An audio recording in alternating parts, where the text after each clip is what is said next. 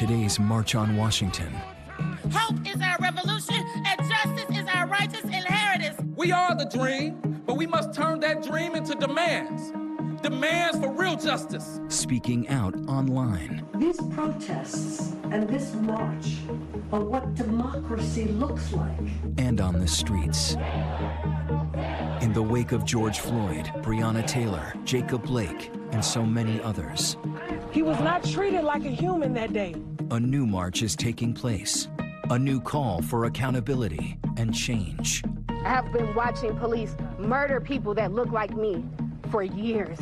Black Lives Matter! I don't want your pity. I want change. From political leaders, activists, and protesters. They brutalized us, shot us with rubber bullets, beat us with batons. Still trying to make the dream of Reverend Martin Luther King Jr. come true. Mr. President, the people are restless. See why this documentary is more important than ever. 57 years after the first march in 1963. Brother John Lewis. I said, this is it. And I went for it. The March on Washington. Hello, I'm Deborah Roberts. Those images from today, an echo of something 57 years ago, when 250,000 people first descended on the nation's capital, protesting for jobs and freedom.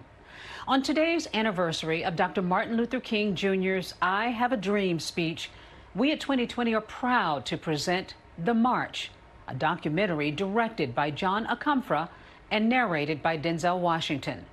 Originally made in 2013 to commemorate the march's 50th anniversary, some of those voices, sadly, are now gone, but their legacy lives on.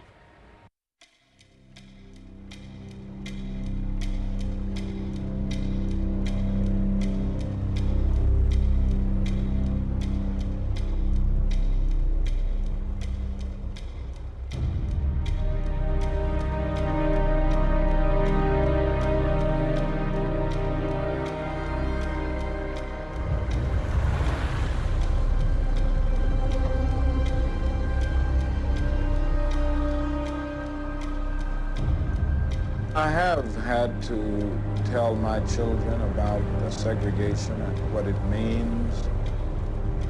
My 7-year-old daughter, she wanted to go to Funtown, and we found it necessary to explain to her that she couldn't go to Funtown because she was colored. To attempt to explain a system like the unjust and evil system of segregation to a 6-year-old child is a very difficult thing.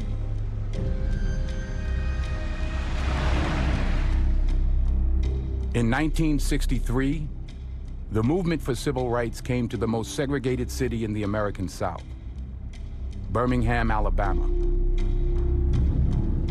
Birmingham is a symbol of hardcore resistance to integration. It is the most thoroughly segregated city in the United States. It has had more unsolved bombings of Negro homes and churches than any city in the United States. It's not like any other southern city, okay? Birmingham is Birmingham. They have quarries, and in conducting the quarry business, you use dynamite. So there are a lot of local people who are expert in the use of dynamite.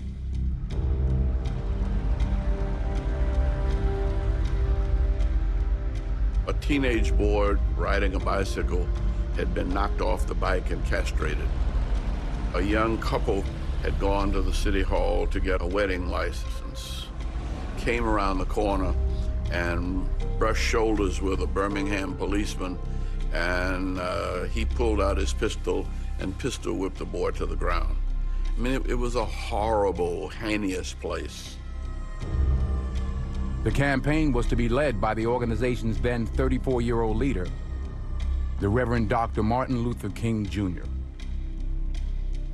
It is immoral to urge people to accept injustices, oppression, and second-class citizenship in an attempt to wait until the so-called opportune time. The time is always ripe to do right.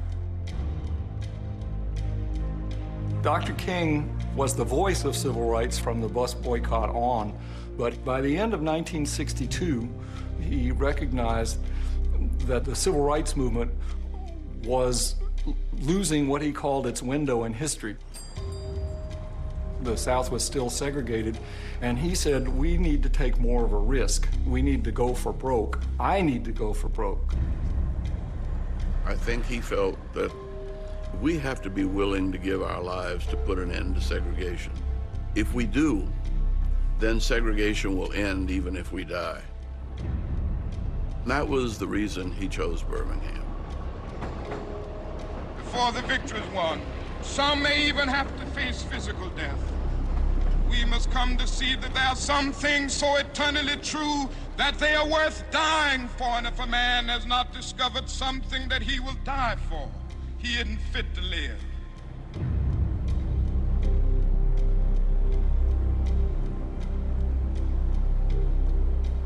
In January of 1963, one man was determined to stop King's desegregation message from spreading any further. Birmingham's police chief, Eugene Bull Connor. The so-called Negro movement is a part of the attempted takeover of our country by the lazy, the indolent, the beatniks, the ignorant, and by some misguided religionists and bleeding hearts. Do you think you can keep Birmingham in the present situation of segregation? I may not be able to do it, but I'll die trying.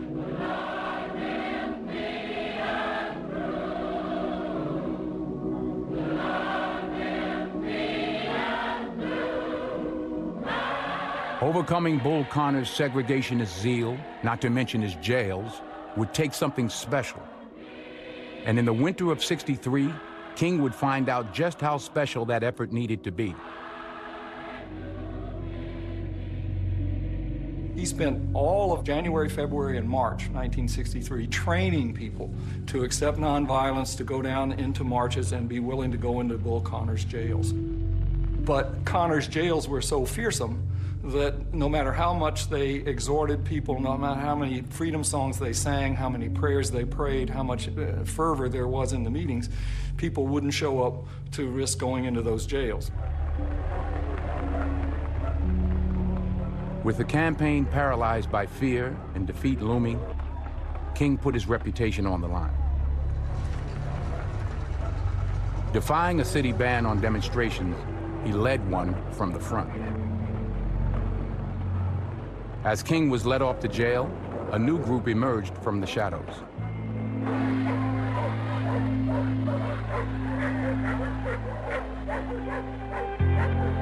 He's in jail. He doesn't know if the protests are going to continue or whether Bull Connor's going to win. Then the young people enter the Birmingham struggle.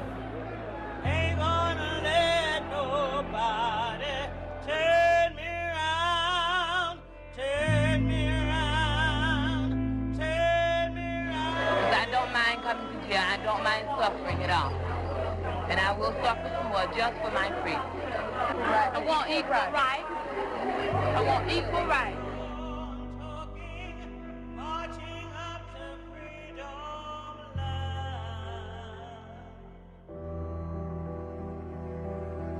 These young teenagers essentially saved the movement.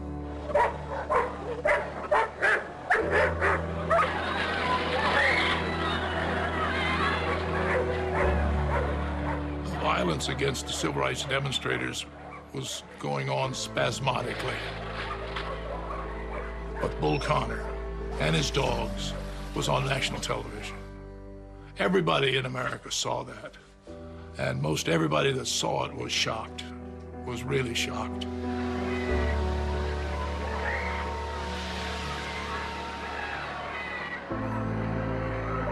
The pictures were so shocking that it raised the moral issue of what kind of nation is America? Are we a country better than this?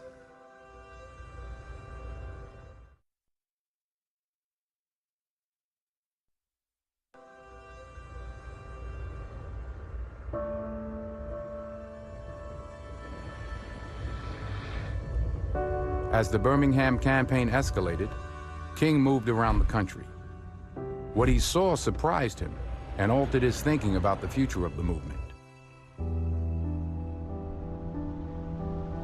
Dr. King came out of Birmingham traveling around. Instead of going into towns and giving a talk in the black church, there are 15,000 people at the airport and they're mixed black and white. He says we're on a breakthrough. We have to take advantage of this. We have to have a national protest, call Philip Randolph and say his idea that he's been thinking about to revive and have a national march on Washington, we need to do it now.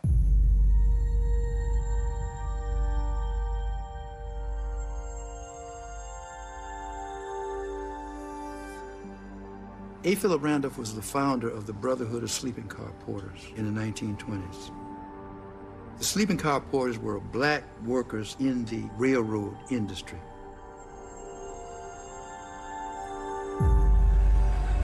There was a time that blacks did all kind of work in the railroad industry, but as the new technology came, they were dismissed, and whites took the job. The one thing that could get organized and would remain African-American were the sleeping car porters.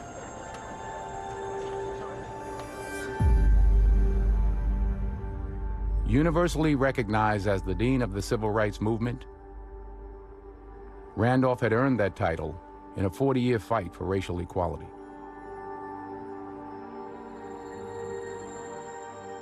A. Philip Randolph was in fact the first black leader to advocate mass action.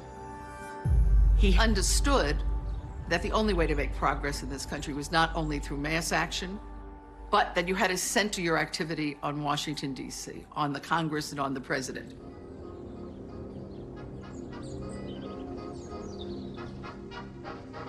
A. Philip Randolph told me the story when he was a young man leading demonstrations. President Roosevelt and Mrs. Roosevelt, who had invited him to dinner. During the dinner, A. Philip Randolph outlined all of the issues and things that he thought that the president should act on and be responded to. By the time it ended, Roosevelt said, Mr. Randolph, with all that you said here tonight, I'd ask you to please go out in your world and make me do what you've asked me to do. A. Philip Randolph went back to the people that he knew held him in and said, now we're gonna march on Washington. And the president signed the Fair Employment Practices Bill within days.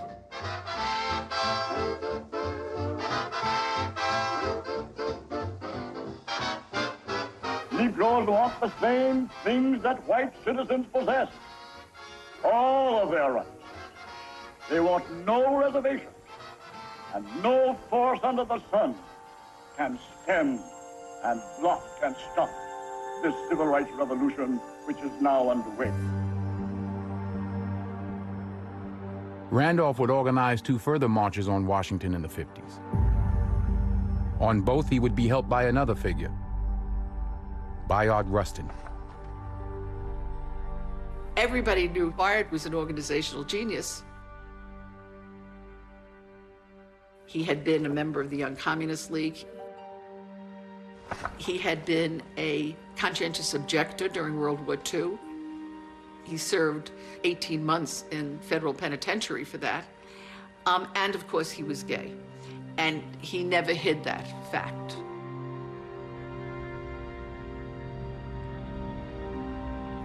Rustin was also an old ally of Martin Luther King. It was a relationship formed during the momentous event that launched King on the national scene, the Montgomery bus boycott of 1956. Mr. Randolph spoke to Dr. King in the early days of the Montgomery bus protest and suggested to him that Bayard would be a real help.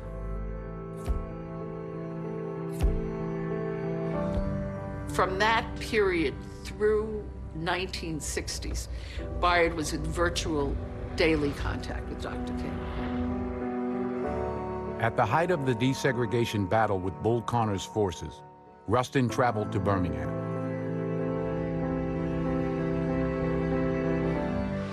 And when Bull Connor turned the city's fire hoses on its black children, Rustin was on hand giving advice. One important piece of advice he would give came in the form of a message from A. Philip Randolph. A. Philip Randolph sent by Rustin down and said, look, rather than keep this a Southern black movement, we need to organize a March on Washington that would make it a national movement. Randolph had been stating in public that there may be a need for another March on Washington in the early 1960s.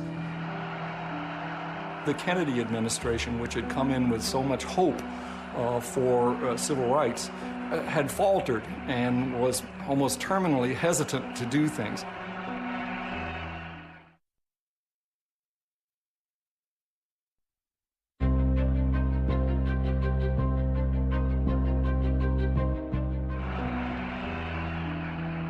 In 1960, John Fitzgerald Kennedy became the new president. From the beginning, Kennedy's message of hope and freedom struck a chord with many across the world. At the height of his travels, the new president's commitment to democratic values would also embolden many closer to home.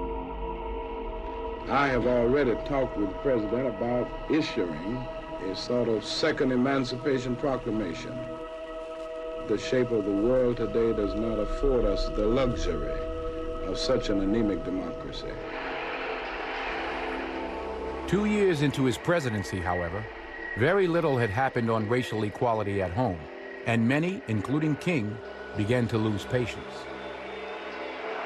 President Kennedy has done some significant things, and at the same time, I must say that President Kennedy hadn't done enough, and we must remind him that we elected him.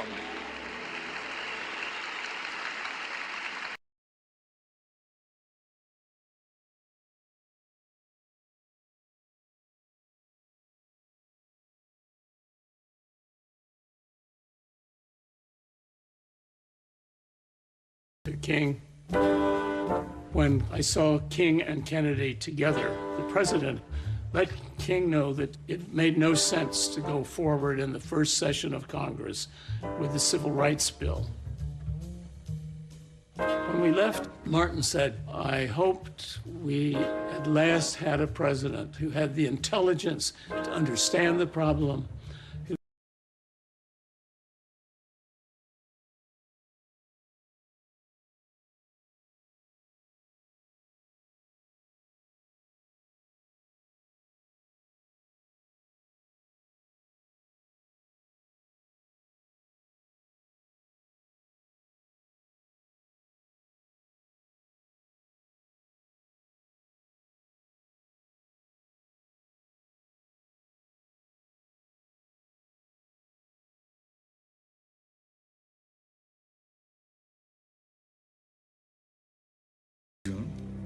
Vivian Malone and James Hood are students who had been admitted to the University of Alabama, but the University of Alabama had refused to admit them. The person refusing the students' admission was none other than the state governor. As governor, I am the highest constitutional officer of the state of Alabama, and I will be present to bar the entrance of any Negro who attempts to enroll at the University of Alabama. When you have a governor standing in the way of executing a federal court order, you know, any president is going to have to take a stand on that. That pushes Kennedy to recognize that he can't avoid this issue anymore. As the university crisis unfolded, the Kennedy administration also found itself confronted by an equally urgent set of problems elsewhere. All these demonstrations are breaking out in hundreds of cities. You know, 200 people going to jail here, 500 people going to jail there. His advisors came to him and said, this is gonna not die down. The only alternative is to bite the bullet and propose a bill to end segregation. We are confronted primarily with a moral issue. It is as old as the scriptures and is as clear as the American Constitution. We preach freedom around the world, and we mean it. And we cherish our freedom here at home. But are we to say to the world, and much more importantly, to each other, that this is a land of the free, except for the Negroes? It is a remarkable speech in history in the sense that it was one more day's demonstrations made him call his advisors in and say, that's it, I want to propose this bill. And his advisor said, when? And he said, tonight. And they said, what? Next week, I shall ask the Congress of the United States to act, to make a commitment it is not fully made in this century to the proposition that race has no place in American life or law. By the time Kennedy made that speech, King had already begun his post-Birmingham tour across the country.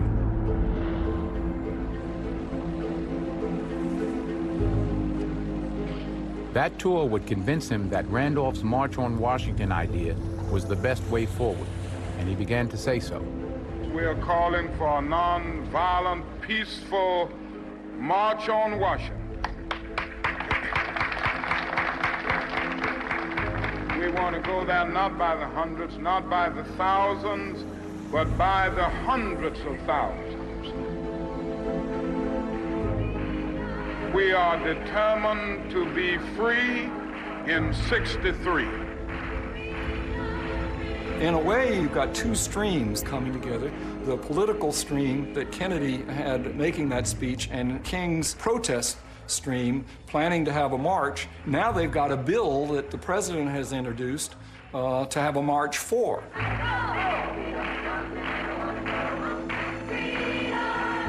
Randolph wanted the march to be about jobs. King wanted it to be about freedom. Randolph is saying we may need to march to try to push President Kennedy into doing the right thing, the same way we pushed President Roosevelt into doing the right thing in World War II.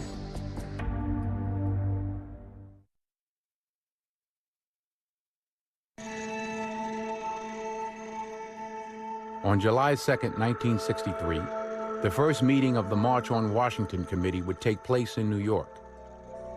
For 4 months, Randolph had been planning for just such a meeting. In January of 1963, Bard and Norman Hill and Tom Kahn drafted a memo to Mr. Randolph, essentially saying, now is the time for a march for jobs and economic freedom.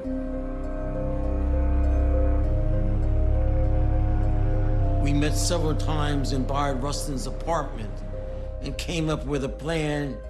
This plan we presented to A. Philip Randolph well before the critically important meeting of the Big Six civil rights leaders that actually decided and agreed that the march ought to take place.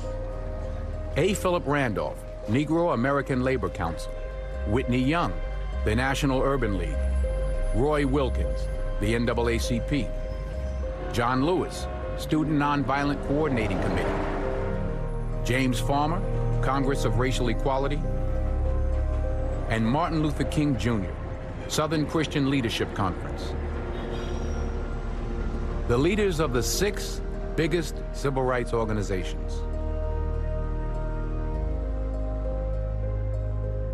On July 2nd, 1963, Randolph will chair their first meeting. The march will be held on August the 28th, and it will have a twofold purpose.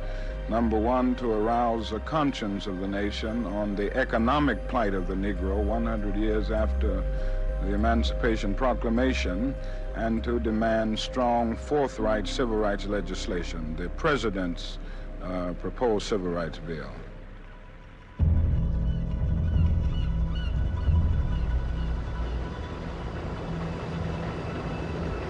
A. Philip Randolph calls people together to New York to meet about how are we going to stage this march. And by June, they're meeting with President Kennedy. We, as a group, were invited by Bayard Rustin, along with A. Philip Randolph, to attend a meeting with President Kennedy in late June of 1963. It was in that meeting that A. Philip Randolph spoke up.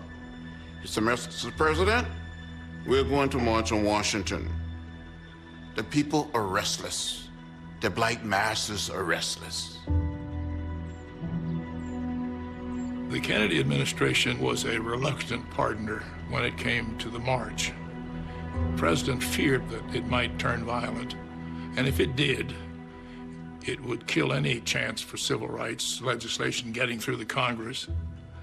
He tried his best to talk the leaders out of the march. And when he found that they were not talkable, outable, he joined the march. Despite agreeing to support the march, the president had something else on his mind that day. President Kennedy took Dr. King out into the Rose Garden and said that he was receiving a lot of pressure from the FBI and others, that this movement was heavily infiltrated by communists.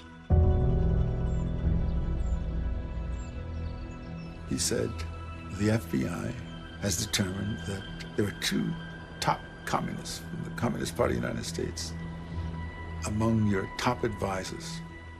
They are Stanley David Levison and Jack Hunter Pitts Odell. And you have to get rid of them immediately.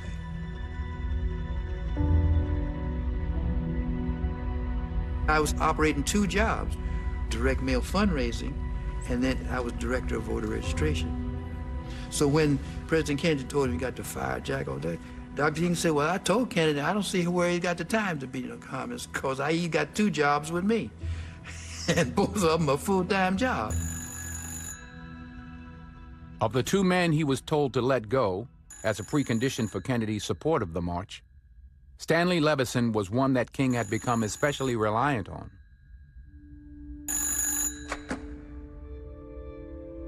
Levison and King had been close since the late 1950s.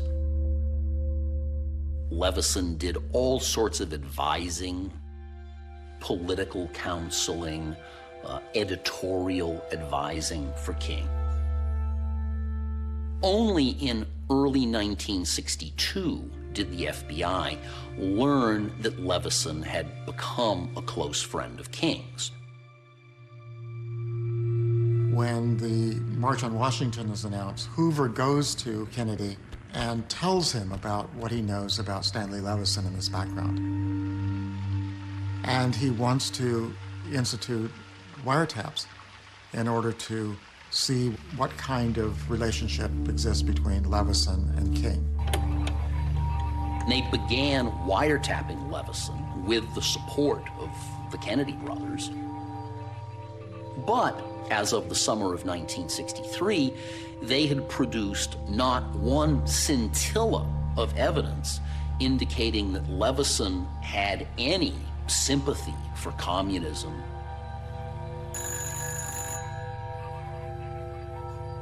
The wiretap on Stanley Levison became the predicate for all of the wiretaps, including the wiretaps on Martin Luther King, including wiretap on Bayard Rustin, including the wiretap on Martin Luther King's lawyers. By late July, innuendo and rumor from these wiretaps would be news on Capitol Hill. As the iconic figurehead of the impending march, King was faced with a stark choice: lose presidential support or turn your back on two friends. Jack Odell was finally let go. But clearly, in order to demonstrate to the Kennedys that we had severed our ties with, quote, a known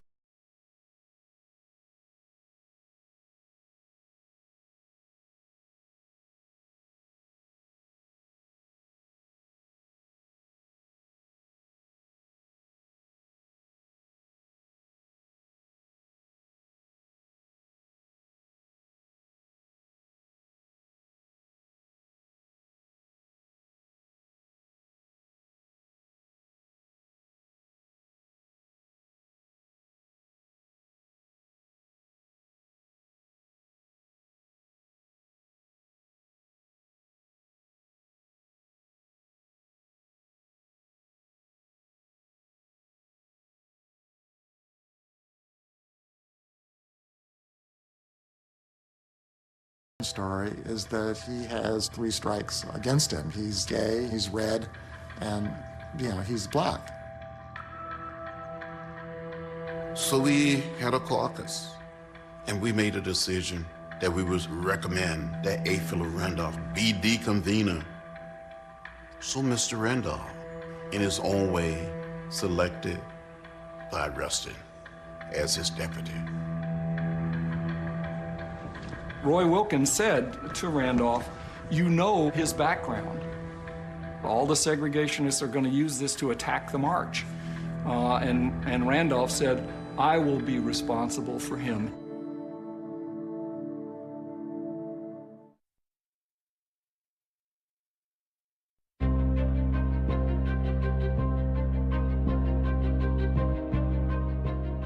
How many roads must a man walk down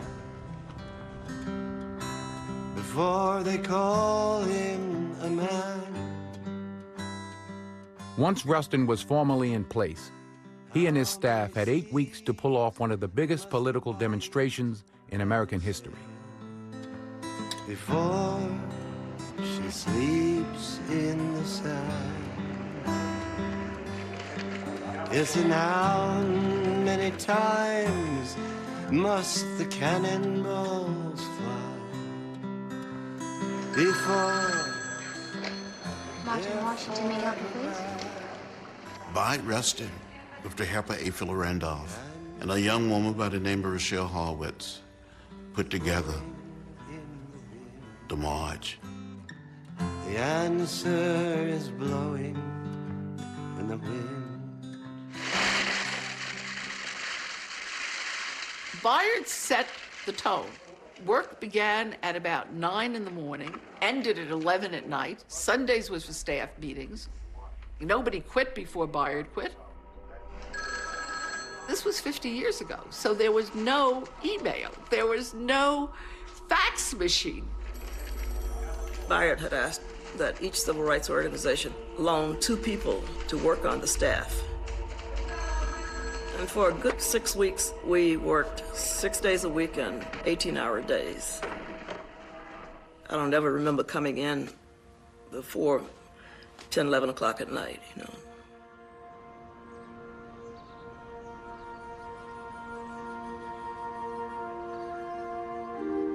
Another figure who will play a crucial role is Norman Hill, one of the original architects of the march. Norman played an incredibly important role when the march itself began. He was the field organizer. If one had to get Roy Wilkins, Jim Farmer, Whitney Young, and SNCC and John Lewis to say, we're going to work and play well together, it was magnified on the local level. What I actually did was travel from city to city by bus, train, or plane. The purpose of my traveling was to organize and develop local coalitions. They would work to generate participation in the march from their city. Watch your Washington buttons right here for sale. We're taking 25-cent donations for these buttons. They would raise funds to enable those lacking the means to go to Washington, D.C. Freedom Now movement, hear me. We are requesting all citizens to move into Washington, to go by plane, by car, bus, any way that you can get there. My job was to get as many black people from the South to come up to Washington as possible. I went out talking to groups of people. I talked to them about the horrible violence that accompanied the racism that I'd grown up with. And I usually came back with enough to charter another bus. Another figure who would prove invaluable throughout July and August is Hollywood star and entertainer Harry Belafonte. I went to California, spent endless days talking to artists, some of the great profiles of the day. I would then tell John Kennedy and others, you'll have such an array of superstars. There'll be so much high-profile presence. We will march in Washington on August 28, 1963, along with hundreds of thousands of our fellow Americans. Harry was the Pied Piper and the conscience of the civil rights movement in the arts community. Rights legislation. We will march because we recognize the events of the summer of 1963 as among the most significant we have lived through. By simply getting them on the phone and talking to them, he was able to persuade Charlton Heston, who became the so-called chairman. Ossie Davis, Ruby Dee, Lorraine Hansberry, Rita Moreno, Marlon Dick Brando, Gregory, Blake Edwards, Shelley Winters, James Garner, James Garner, John Houseman, Steve McQueen, Sammy Davis, Tony Bennett.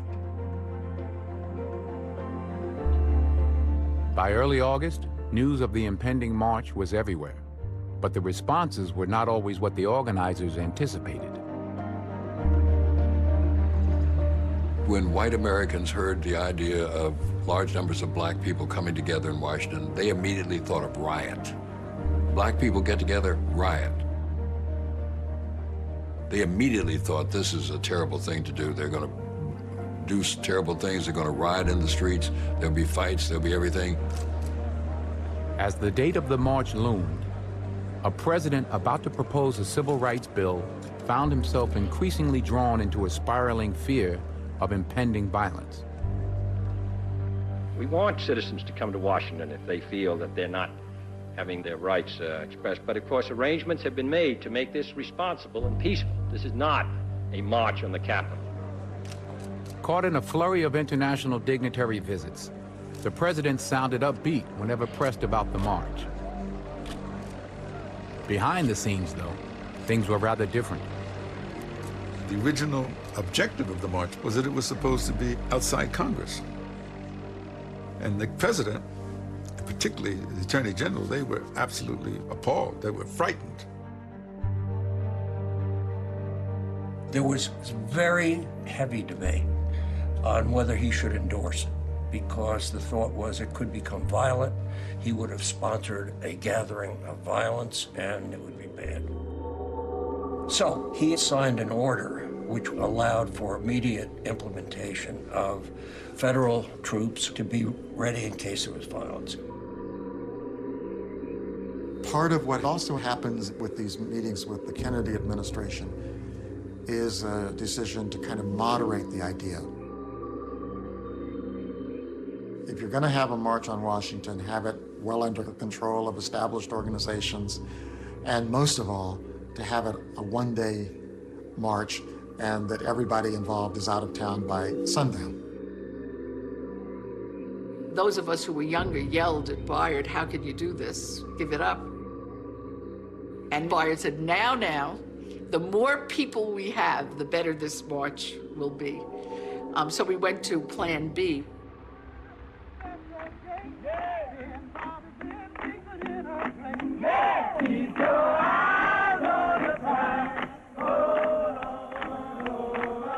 August 27, 1963, the night before the march.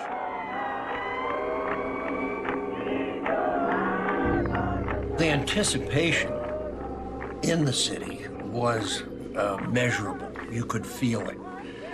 People did not have any sense of what might happen.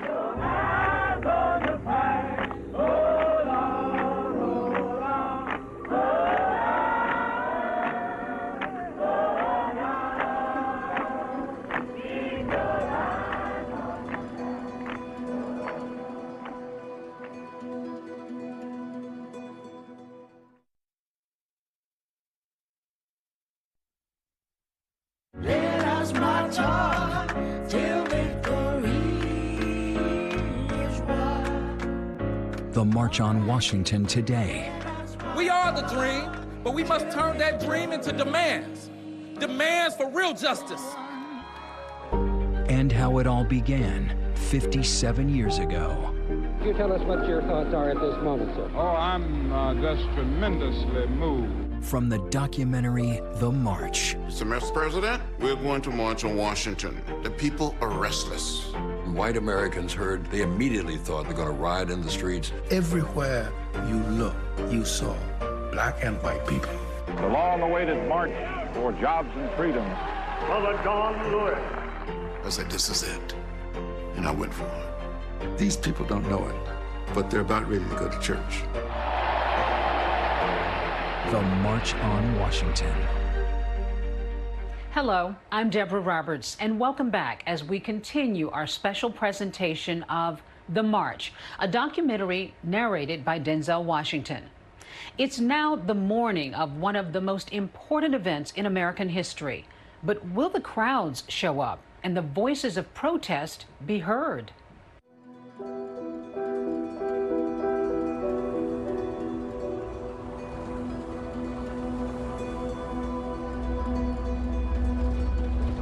I'd finished my first year, and during that time, when I began to hear there was going to be this massive march on Washington, I didn't know how I was going to get there, but I definitely wanted to be there. I managed to find a ride with an NAACP group that was leaving from Indianapolis on the night before the march. The bus went overnight, so I didn't get a lot of sleep.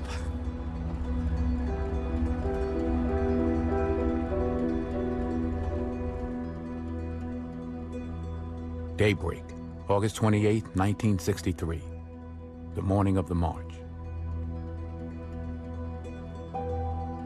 We went on over to the march site. There weren't many people there when we got there. And I remember just saying, I hope they come, I hope they come. We got up at the crack of dawn and I made the banners for the buses.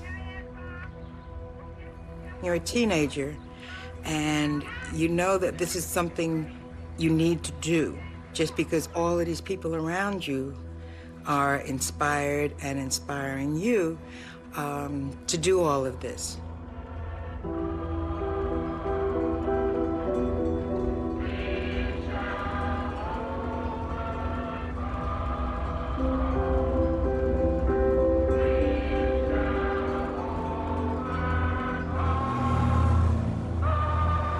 Once we got out of Jersey, then you're hitting Philadelphia and Delaware. You're in dangerous territory. The plane will leave at midnight, and we will arrive in Washington at 9 a.m. in the morning. When we arrive at 9 a.m., there will be a press conference with our group as well as the people coming in from New York. Chartered planes that came from California, trains that came from New York, and everywhere, laden with the greatest artists. That day we closed the theaters on Broadway. Some of the studios suspended shooting for the day. So these stars from, the most visible to show up. It wasn't until, I guess, about 7:38 that we saw people coming up the hill that we breathed a sigh of relief. They're here. People kept coming and coming and coming. And we knew from the moment the crowds began to arrive that we had a success.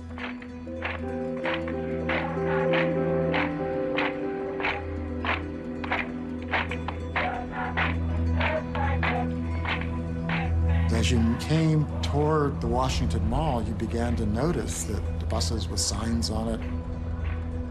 And you got a sense that something really special was happening.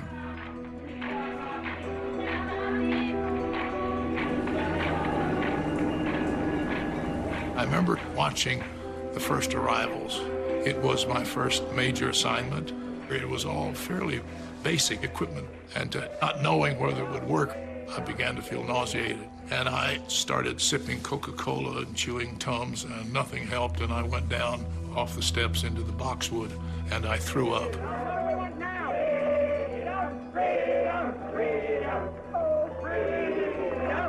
The long-awaited march for jobs and freedom on Washington, D.C. has started, and it started early without its scheduled leaders. About 10 minutes ago, the march began, broke out of... I'll tell you, when I began to really feel good was when Joan Baez sang, "We Shall Overcome." You just felt, this is it. This is okay. This has got it. And you could feel everybody going, yes. It was, in some ways, my best contribution to the civil rights movement. It was making what I call salt and pepper audiences. People come to me years and years later saying they were standing next to somebody from the school and holding hands, singing "We Shall Overcome." Those stories are so moving to me.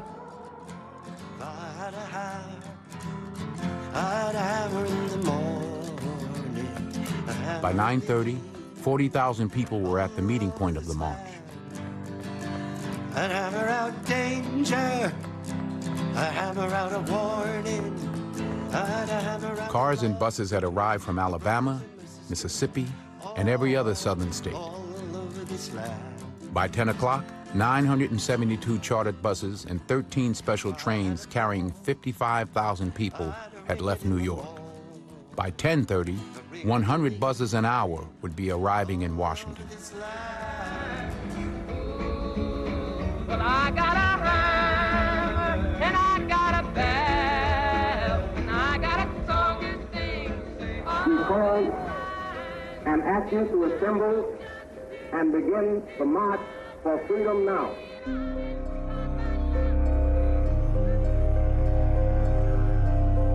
Despite the growing numbers, not everything was going according to plan with the march. As the thousands moved toward the second site, a simmering dispute over one of the speeches threatened to derail all of the hard work. John Lewis showed copies of the speech to me and to Bayard, and we loved it. We thought it was the greatest thing in the world. There's a young man who worked on our staff, Cortland Cox, and there was a press table. And I remember Cortland rushing past me saying, "I'm going to put John's speech on the press table." And I said, "Don't do it."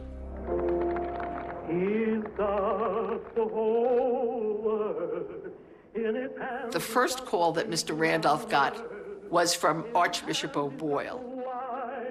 O'Boyle said he would not do the invocation if John gave a speech. That hit us like a ton of bricks. For us, it was a collective statement for SNCC and not John's speech alone. I was very upset about it. We all were.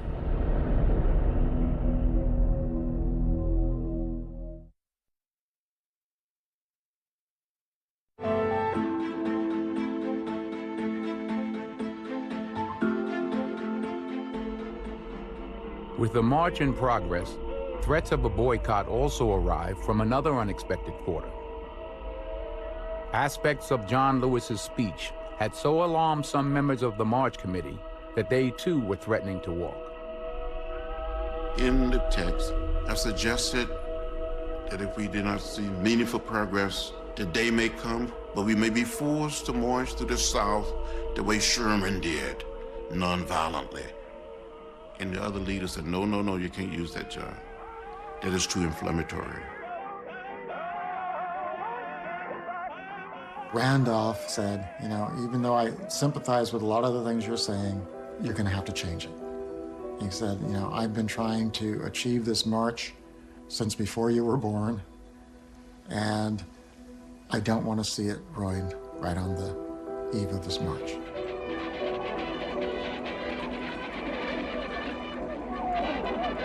We got to the Lincoln Memorial, and the program had started, and Jim Foreman of SNCC and John were there, and they were working out what could be taken out without compromising it. And virtually until the last minute, they were both working on it.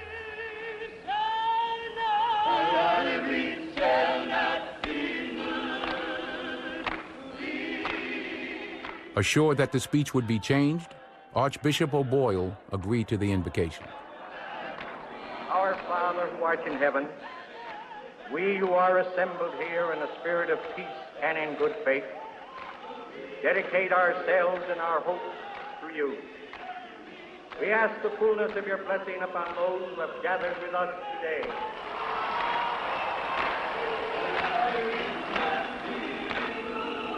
By lunchtime, over 150,000 people had assembled. And cars, coaches, and trains still kept coming.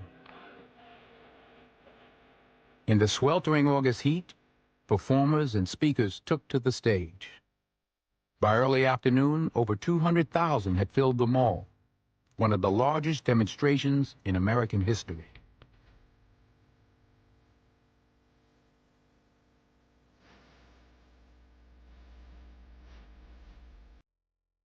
For 100 years, the Negro people have searched for first-class citizenship. I believe that they cannot and should not wait until some distant tomorrow. They should demand freedom now, here and now.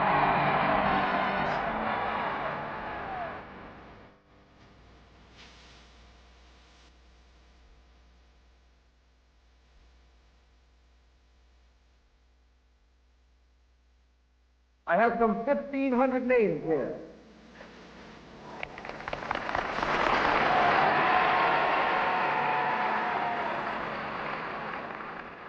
You see Burt Lancaster 1 minute, and Robert Ryan the next, and Paul Newman, and James Baldwin, and Lena Horne, and Sidney Poitier.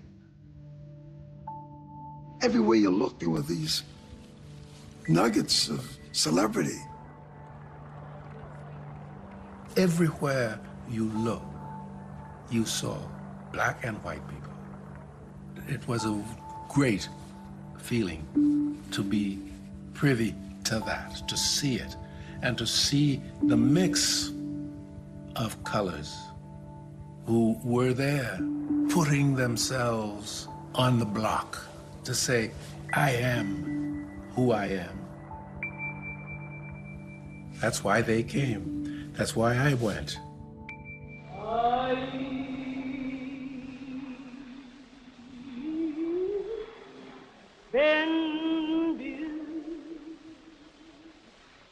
By late afternoon, John Lewis had finished making changes to his speech, and he was ready to be introduced by A. Philip Randolph. I have the pleasure to present to this great audience Brother John Lewis. I went straight to the podium, and I looked straight ahead. I said, this is it. And I went for it. Hundreds and thousands of our brothers are not here, but they're receiving starvation wages or no wages at all. The fact that John Lewis gave the second most talked about speech at that march that was unique for many reasons, among them little cultural things. He didn't use the phrase Negro. He said black people.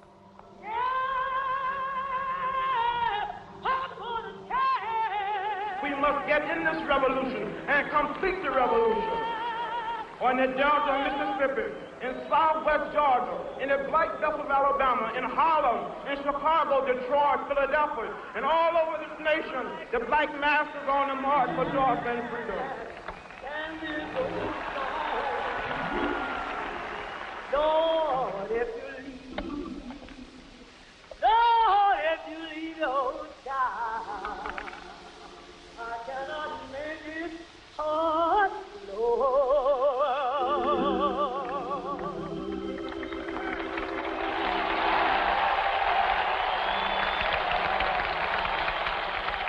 Finally, the man most people had come to hear. Dr. Martin Luther King, Jr. It was the first time most Americans heard a complete King speech. It was televised from start to finish. Here you heard a whole speech in which he was speaking not just for the aims of black people, but for the destiny of American democracy. 50 years ago, a great American in whose symbolic shadow we stand today signed the Emancipation Proclamation. 100 years later, the Negro still is not free.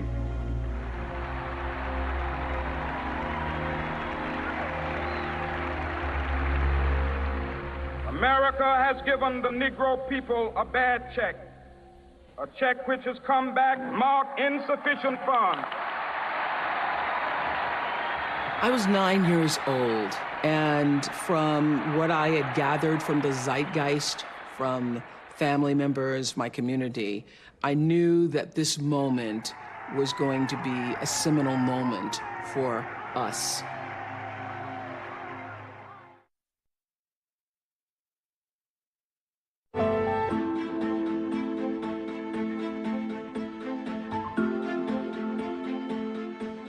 There are those who are asking the devotees of civil rights, when will you be satisfied? We can never be satisfied as long as the Negro is the victim of the unspeakable horrors of police brutality. We can never be satisfied. As long as we all saw that there was no fear. We saw his value system, his point of view about us all as human creatures. Once we saw that in him, our instincts moved us closer. No, we are not satisfied, and we will not be satisfied until justice rolls down like waters and righteousness like a mighty stream. As he got to the end of his speech, Mahalia Jackson kept saying, "Tell him about the dream, Martin. Tell him about the dream." I'm standing about 50 feet behind Dr. King, okay? And I watched his demeanor change. And I turned to the person next to me and I said, these people don't know it, but they're about ready to go to church. So even though we face difficulties of today and tomorrow, I still have a dream. It is a dream deeply rooted in the American dream. I have a dream. All the speeches that he ever made came together in that one moment. And the best of every speech was to be now revealed in the context of this great historical moment. I have a dream. My poor little children will one day live in a nation where they will not be judged by the color of their skin, but by the content of their character. I have a dream today.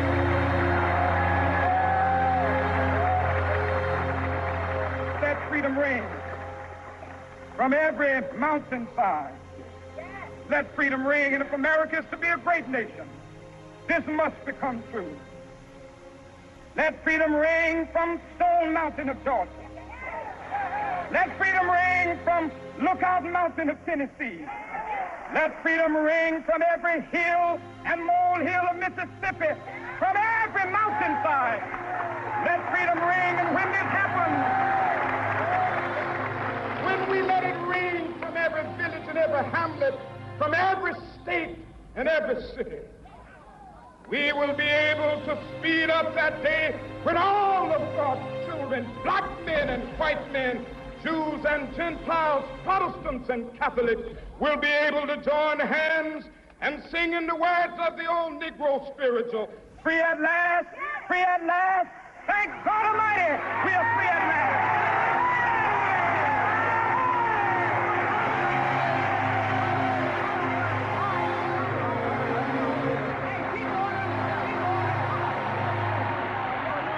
Being there is one of the highlights of my life.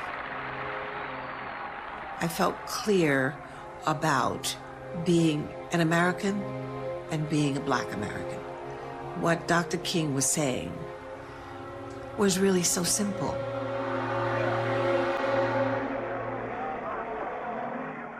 Everything that has happened to me, my ability to be liberated, completely free, determining my own destiny, owning myself, happened because of that moment.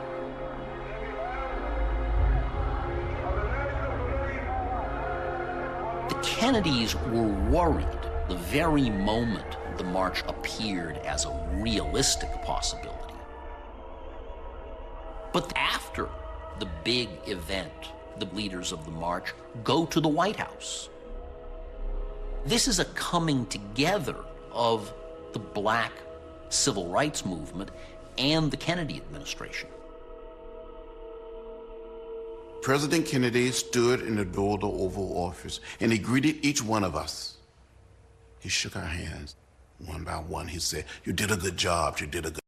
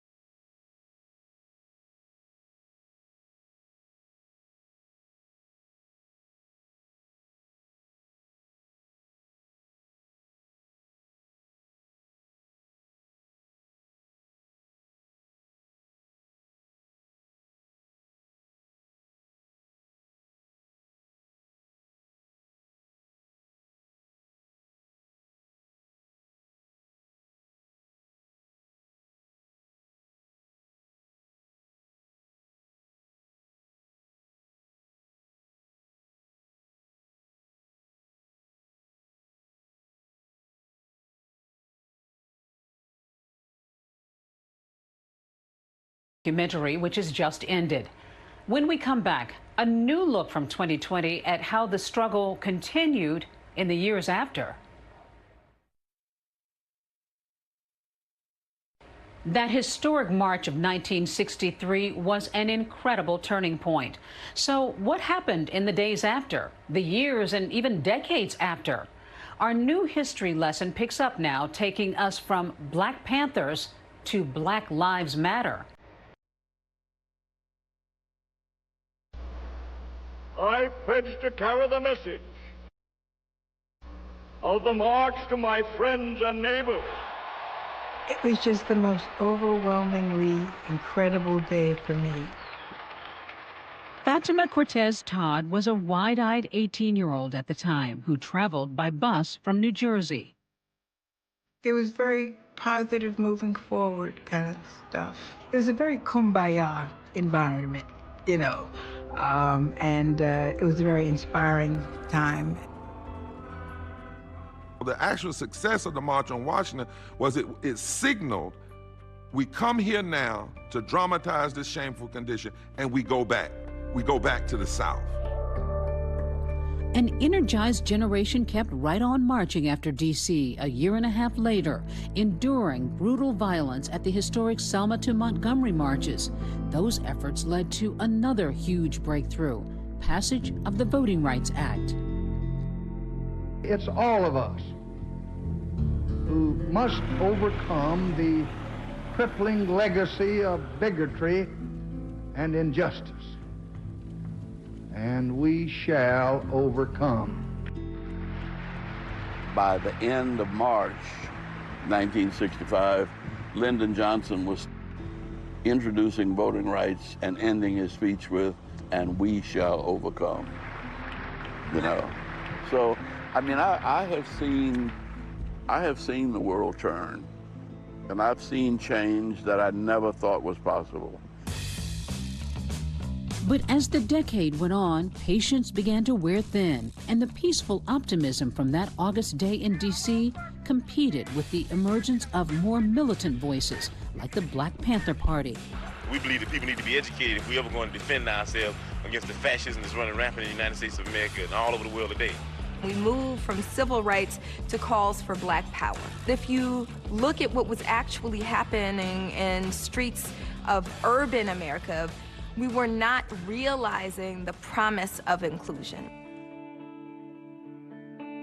Then, in April 1968, the man whose words rang out so loud and clear at the March on Washington, silenced by an assassin's bullet in Memphis. You know, after Dad's death, there were over 100 cities that went up in flames. That's certainly not what he would have wanted. What my father used to say was riots are the language of the unheard. Where they have no option, they resort to violence. There was also a fierce backlash when it came to actually implementing those landmark civil rights laws.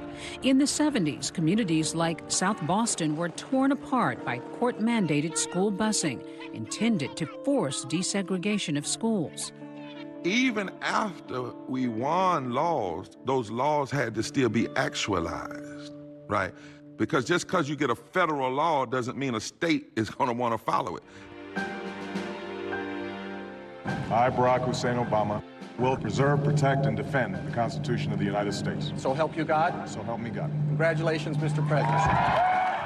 45 years after the March on Washington, thousands again flocked to the nation's capital to witness another transformative event, the inauguration of the nation's first Black president.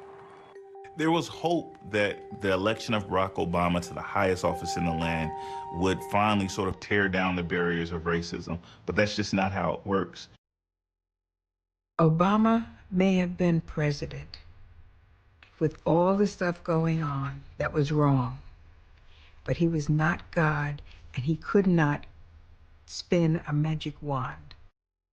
It was a sad irony that during the very heart of Obama's presidency, that the country was racked by the highly publicized killings of unarmed blacks by police, including Eric Garner, Michael Brown, Philando Castile. Trayvon Martin could have been me 35 years ago. And that one case that led to the rise of the Black Lives Matter movement, the killing of 17-year-old Trayvon Martin by George Zimmerman. We, the jury, find George Zimmerman not guilty. The eruption after the acquittal of George Zimmerman was absolutely the moment that birthed Black Lives Matter. I think that there's a lot of pent-up angst that explodes on July 13th, 2013, in response to that acquittal. Black Lives Matter quickly blossomed into a potent social and political force, aided by cell phones and social media, which spread the ugly face of racial injustice for all to see. I've never seen anything like it, and it's a result of our cell phones. It took us 3 months to organize Birmingham, and then only 55 people showed up to go to jail with Martin Luther King. They can get 55,000 in 15 minutes. Now, many members of a younger, socially aware generation look back at the March on Washington with gratitude, but also with what they regard as the event's limitations. It was a huge moment. It was an impactful moment, but many women were left out that were at the core of the movement, and those who actually did the work behind the scenes who didn't get as much credit. I think that the organizers were trying to engage in a balancing act between making themselves feel safe to power in Washington, D.C., while still advocating for the Black community. And had they been willing to maybe follow the advice of younger and more spirited activists like John Lewis, perhaps we'd have been able to get even further. I pledge my heart and my mind and my body unequivocally and without regard to personal sacrifice. How do you pledge? I pledge to carry the message of the march to my friends and neighbors back home. And the audience, everybody said, with all my heart. We did not live up to our pledge. Because if all 250,000 people who were at the march did this, we would not be in this mess we are in right now.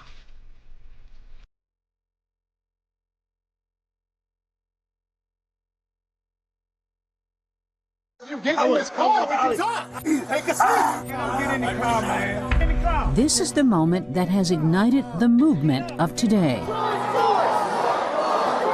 We have to be the change. And this is the face of 46-year-old George Perry Floyd Jr., a father, a brother, a friend. George Floyd became the straw that broke the camel's back. He enjoying that right now, bro. For 8 minutes and 46 seconds, we saw a man pleading for his life. The niggers. And all the officer had to do was just to stand up or move from his throat. And perhaps this man would have been alive. Attorney Lee Merritt says little has changed since Dr. Martin Luther King Jr. talked about the dream back in 1963. Dr. King said police brutality more than he said integration. Police brutality was a major civil rights issue of that time, and it remains so today. 4 police officers have now been charged in George Floyd's death. Officer Derek Chauvin, who knelt on Floyd's neck for more than 8 minutes, charged with murder. The 3 other police officers charged with aiding and abetting murder and manslaughter. The 4 have yet to enter pleas. And just this week, another black man, another violent confrontation with law enforcement. Unlike George Floyd, Jacob Blake survived. He was not treated like a human that day. He was treated like some foreign object that didn't belong. I don't care how he comes out of this, but my brother made it because he is a survivor. Blake, who had an open warrant connected to a domestic case, shot 7 times in the back after police responded to a domestic disturbance call at his address in Kenosha, Wisconsin. Riots had broken out in Wisconsin, and the state's Department of Justice taking over the investigation. Mr. Blake admitted that he had a knife in his possession. All involved law enforcement officers are fully cooperating with DCI during the investigation. So far, no charges against the officers involved in Blake's shooting. Police brutality is state-sanctioned violence. When they're doubling down on an abusive system of policing that's stealing the lives and the dignity of black people, we don't have anything to lose. On average, the American police population kills about 3 people a day, roughly 1,100 people a year. That is not something that we as a society should come to accept. Michael Brown, Sean Bell, Elijah McClain. So many killings, so much of an impact on the black community. I haven't cried one time. I stopped crying years ago. I am numb. I have been watching police murder people that look like me for years. I don't want your pity. I want change. And now is the time, agrees Reverend William Barber, for the change to begin. We are going to decide now that with every breath we have, we're going to breathe freedom and justice and love into this democracy, and we're not going to stop. You see a willingness of folks to step out fully and completely and really seize this moment to usher in real visions of freedom. Just this week, several pro athletes taking a stand against brutality, refusing to play their regularly scheduled games. We are all fighting against a system of racialized control. Right now, it's mass incarceration and police brutality. But the fact is, it's just a systemic racism directed at the African American population. Actor Kendrick Sampson says he experienced police violence while protesting in Los Angeles. They brutalized us, shot us with rubber bullets, beat us with batons. Yo, watch out, bro, don't touch me. I have a permanent wound on my chest, and then I have some very visible ones, 5 on my leg, and those are from rubber bullets. But racial bias goes deeper than police brutality, says Reverend Barber. It's deeply ingrained into the fabric of society, he says, and can't be limited to a single issue. Systemic racism is massive voter suppression. Systemic racism is the resegregation of our public schools. Racism is mass incarceration, and it is the racist application of the death penalty. Some insist the road to reconciliation must include a kind of financial compensation for the crimes of the past. I do not know how that would be implemented, but I do know that reparations were made to the Japanese, and reparations were made to the Jews, and they figured out how to do it. And if we're not looking at reparations, we're not getting to the root of the problem. We're not seeking justice, true justice. And true justice, says Reverend Barber, transcends race.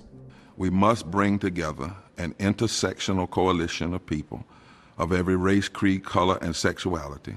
You have to mobilize, you have to organize, you have to strategize, and then you have to vote in every election, not just this most important one coming up, but every election. Congressman John Lewis penned some final words of encouragement for today's young leaders, writing, "When historians pick up their pens and they write the story of the 21st century, let them say that it was your generation that laid down the heavy burdens of hate." We are going to be a great generation.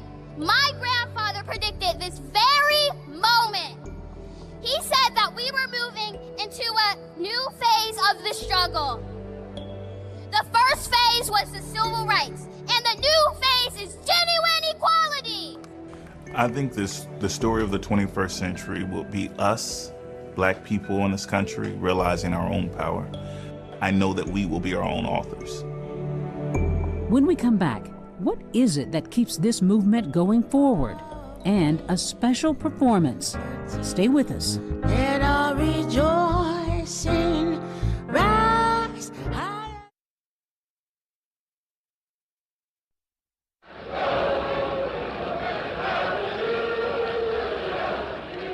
The gift of life is such that no matter the handicaps and the obstacles, each of us is held responsible for learning to love, learning to see the mystery and the marvel of the human race. So if we want to see this next generation of leaders go further than the generation behind them, we need to continue to stand with them. We must engage and empower them. Our streets! Our streets!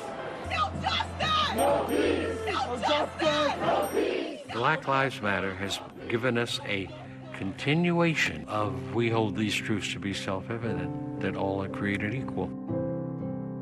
What we see in this moment is a willingness of people, young and old, people of all races, being willing to say, I don't have anything to lose by imagining and building something new. All of us have to roll up our sleeves. We have to work for change, and we have to be the change. Lift every voice and sing. What matters is lifting up the human dignity of all humankind, that every human being has worth and dignity. Lift every voice and sing. Till the heaven ring, ring with the harmonies of liberty. Let all rejoicing rise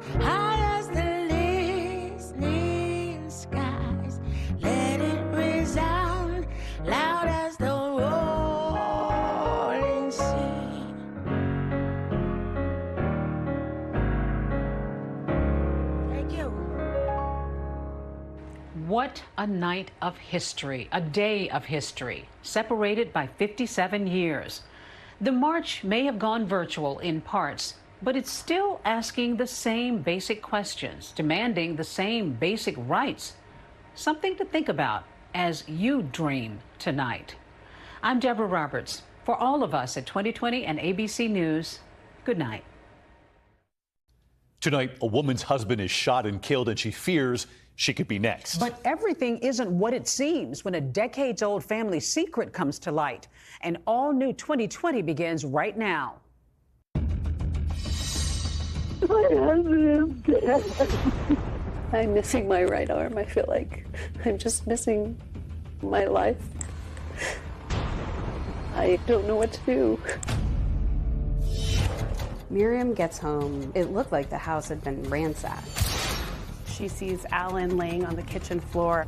He was shot right in the back of the head. 62-year-old Alan Helmick dead. Here in this parking lot, less than 2 months before Alan was murdered, there was an earlier attempt on his life. Somebody tried to torch our car. So the car actually got torched? We found a vehicle that had a wick in its gas tank and had been set on fire. You ever seen anything like that before? We didn't know if this person could come back. Miriam became convinced she was being watched. She thought somebody was trying to come into the house, and she was scared for her life. 2 weeks after Alan's murder, Miriam finds a dramatic discovery under her doormat. And she goes, what should I do? What should I do? And I said, you call the police and you get away from there. There's a card inside that says, Alan's first, you're next. Run, run, run.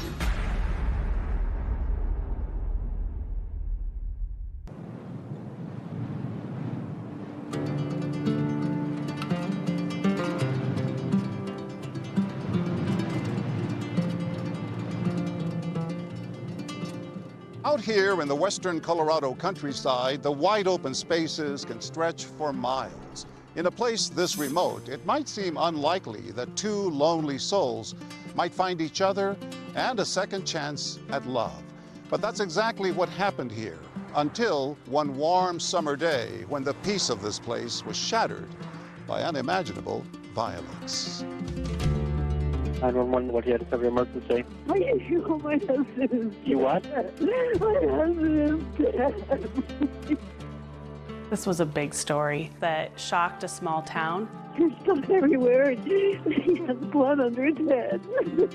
There was a scare in the community, you know, that something like that could happen. We don't have a lot of crime here. No. What's got to do this?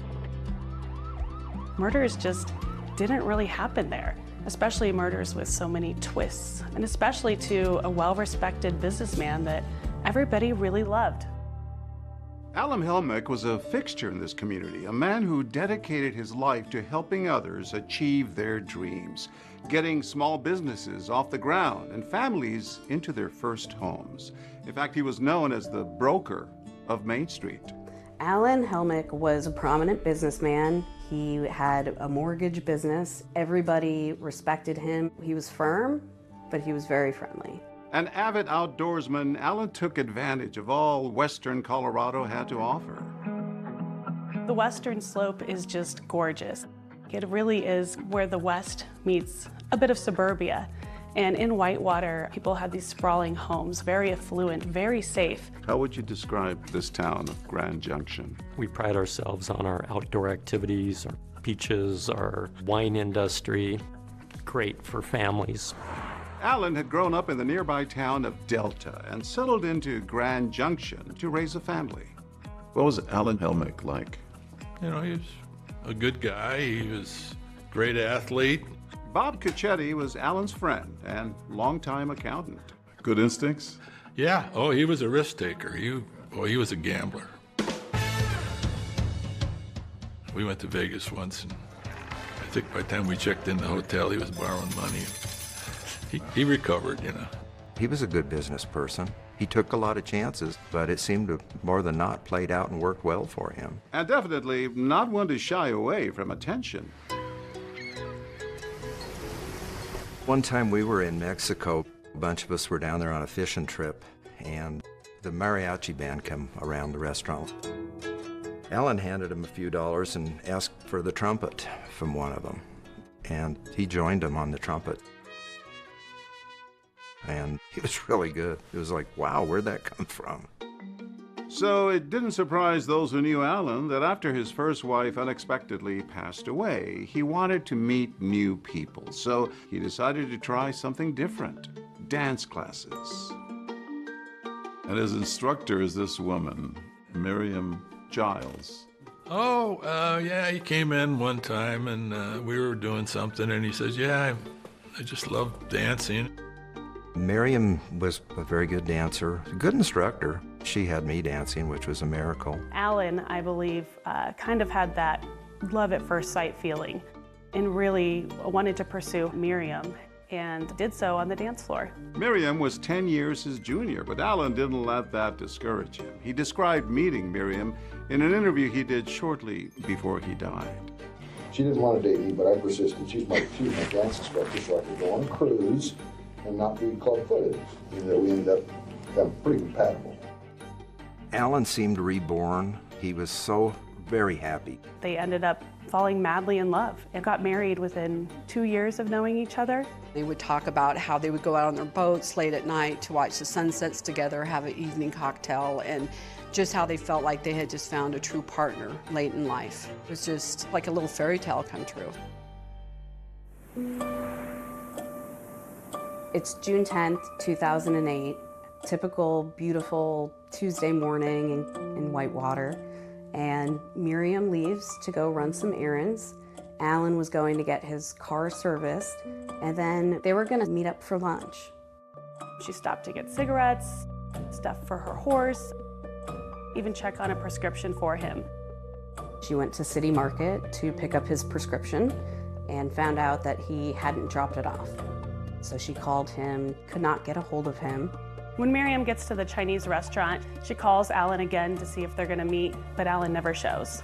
Miriam, after 15 minutes, decides to leave and head home. Miriam gets home. It looked like the house had been ransacked. At that point, she sees Alan laying on the kitchen floor on his back with blood under his head. She calls 911 immediately. She's sobbing. She's frantic. It's all bloody. Is all bloody? Yeah. Where's he bleeding from? It looks like the back of his head. It looks like somebody's been through here. We knew patrol had been dispatched out to what was reported as a robbery, and then we had a deceased person on scene. Robin Martin is a detective who worked the case. When the first officers arrived on the scene, they find Miriam distraught and kneeling over her husband. Alan was on the floor in the kitchen. It looked like he had been shot in the head, and we had a bullet casing next to his body. They did a very quick security sweep to make sure there wasn't a suspect still on scene. There's no one in the house. As they conduct their sweep, deputies notice drawers pulled out in the kitchen and a trash can tipped over in Alan's office. In the newsroom, we have police scanners, and we heard the call go out saying there was a robbery homicide out in Whitewater. I packed up my camera gear and went out there immediately. What I saw when I got out there was a scene that was taped off. Multiple officers going in and out of the house, conducting their investigation. A lot of media attention? Yes. This was a big deal in that town, I guess. It was. Very much so. And everybody wanted to know what was going on. My wife and I were getting ready for bed. 10 o'clock news come on. The headline was, there has been a homicide in Whitewater. The Mesa County Sheriff's Office is called out to this Whitewater home. I kind of jokingly said to my wife, I says, oh no, I wonder if that's Alan. And lo and behold, it was Alan. What they find is 62-year-old Alan Helmick dead, shot in the head.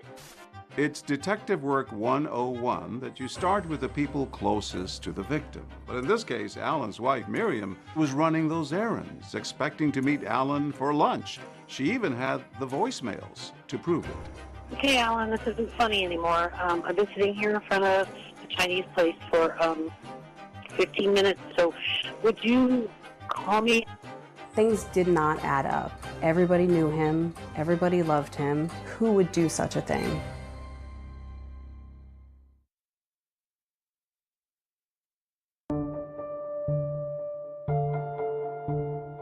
The Mesa County Sheriff's Office is called out to this Whitewater home on a report of a possible robbery. What they find is 62-year-old Alan Helmick dead, shot in the head.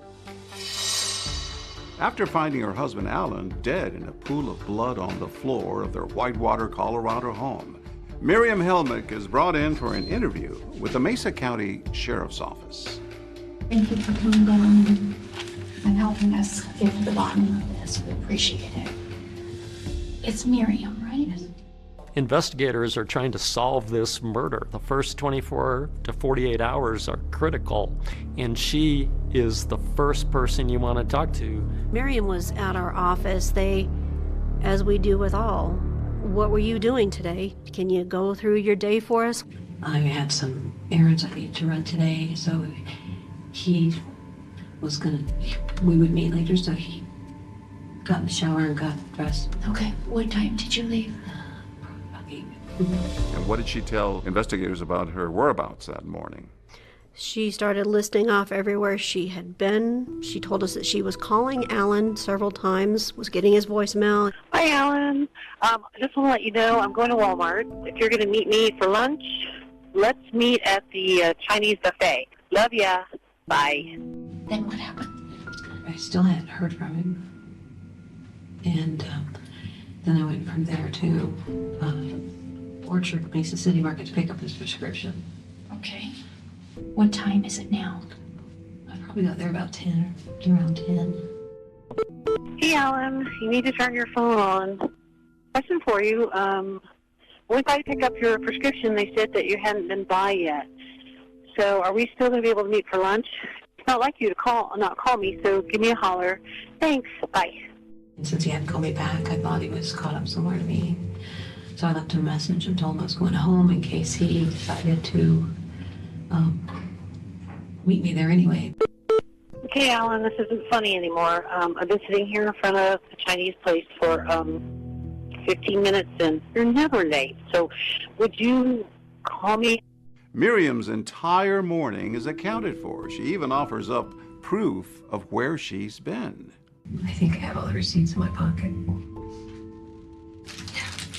She actually went from one end of the valley to the other end, and we were able to track her movements, not only by her receipts, but by her cell phone interacting with cell phone towers. She was tested for gunshot residue? Yes, she was tested for gunshot residue. Her clothes were collected? That's right. They take those items to check them for any kind of gunshot residue or blood spatter that might indicate Miriam had something to do with this. And those results came back negative. She's also caught on several surveillance cameras throughout the morning. Miriam seemingly has an airtight alibi. So naturally, investigators are anxious to ask her who she thinks may have wanted to harm Alan. Did he have any enemies, any problems with any of his contracting work going on, any disputes? Would he share that with you if he did? I think so. He shared a lot with me. Miriam said Alan was generally well-liked, but detectives also knew he'd been a local mortgage broker. Could he have turned someone down? Maybe had a disgruntled former client or co-worker who was out for revenge. He did not like lying or dishonesty. He would fire people for that, but that was respected. And he had started his own business here decades earlier. Alan had married his high school sweetheart, Sharon, and had 4 children through 37 years together. But on New Year's Eve, 2003, she died of a sudden heart attack. How did that affect him? Friends said that he was quite depressed and wasn't doing that well. And soon afterward, he takes up dancing. He was encouraged to try a new activity. When Alan met Miriam, I know she had a policy of not dating her students, but Alan was pretty relentless.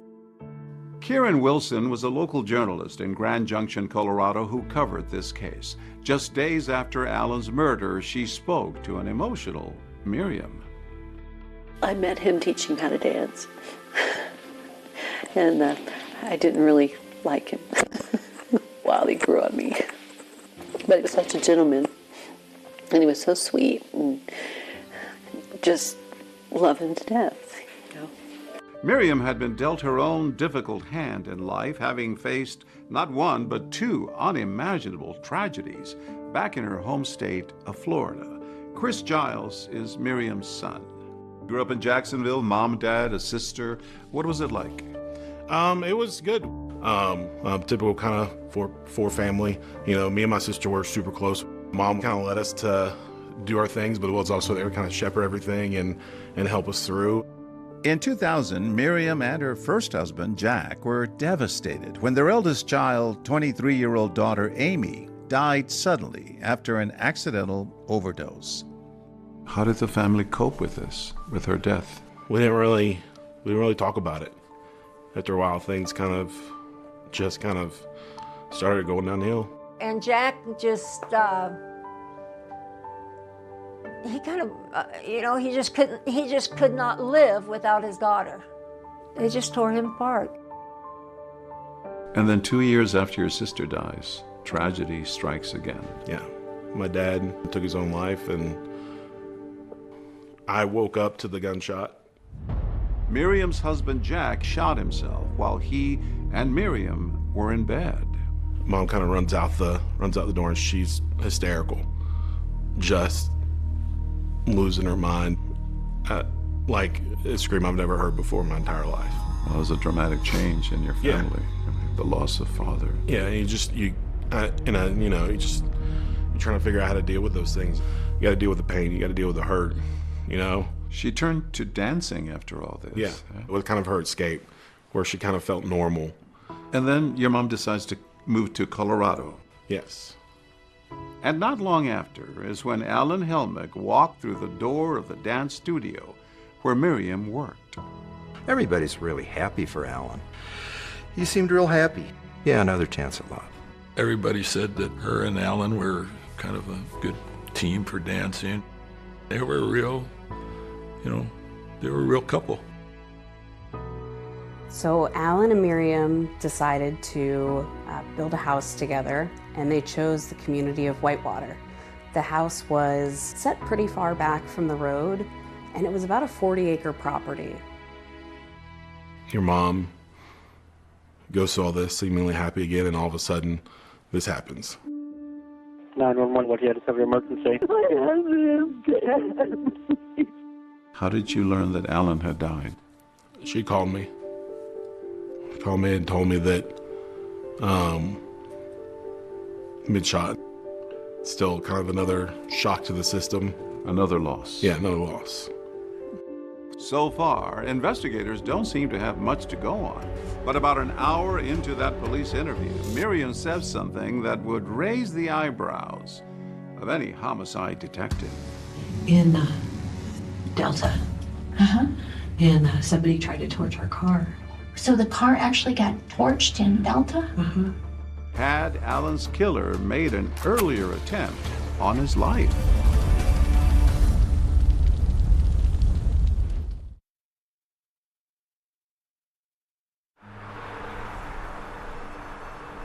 After Alan Helmick is found murdered in his Whitewater, Colorado home, his wife Miriam is interviewed by investigators.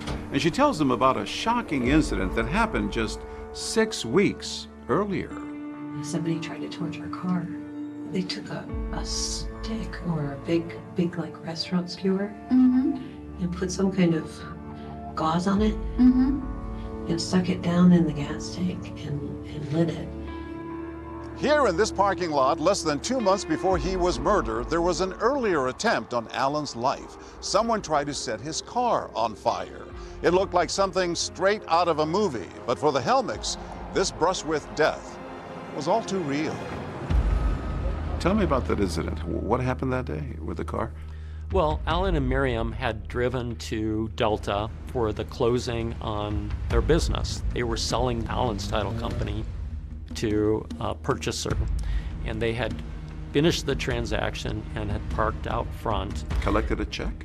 And collected a check for over $100,000 for the sale of this business, and got in the car. At that point, Miriam went in to use the restroom. And while she's in the business, the car starts smoking. Alan looked in the mirror and saw that the vehicle was on fire. He got out of the vehicle, went to the back of the car, and a wick was in the gas tank. When Miriam comes out, she hears that Alan's screaming at her to bring her to get a fire extinguisher, that the car is on fire. On arrival, we found a vehicle that had a wick in its gas tank and had been set on fire. You ever seen anything like that before? No, I had not seen anything like that. It was pretty obvious someone had tried to start that fire. Correct. So if someone was trying to set the car on fire, it didn't quite work. Correct. The fumes did not ignite, fortunately. Were they able to glean anything else from the crime scene? No security cameras from the surrounding businesses, no video footage whatsoever of what had transpired. The police both questioned Miriam and Alan after the car incident. You have no idea who would do this to you or Alan? No, not at all. I mean, it's just weird. I don't know. We've been hashing it over last night. We can't figure it out. Alan didn't have a lot of enemies, and so who would want to kill Alan in that kind of way by blowing up his car? That was a real mystery. Do you know anyone that would have a problem with you? I do not. Over the years, as active as I was in business in this area, there's going to be some unhappy people because I turn people down on loans from time to time. But I think I was well respected in the savings and loan industry. There are two people that have had a problem with me. Okay, who are those two people? Alan mentions two bankers with whom he had prior dealings, but quickly downplays their potential involvement in the arson. I can't imagine them being vindictive because they're too much exposed. Right. They did stupid things, but they're not stupid people. Investigators will ultimately determine that those bankers are not involved, but they're exploring every avenue, even asking Alan if he thinks it's possible Miriam could have been responsible for the car fire. Oh, God. No, I don't think that. Not at all. That would be terrible. No, why would you do that? So during the interviews with officers, Alan and Miriam had mentioned that Miriam would not hurt Alan or harm him because Alan was worth more to her alive than if he were dead. What would she gain if you died yesterday? What he would get is a mess. She gets nothing that was created prior to the marriage.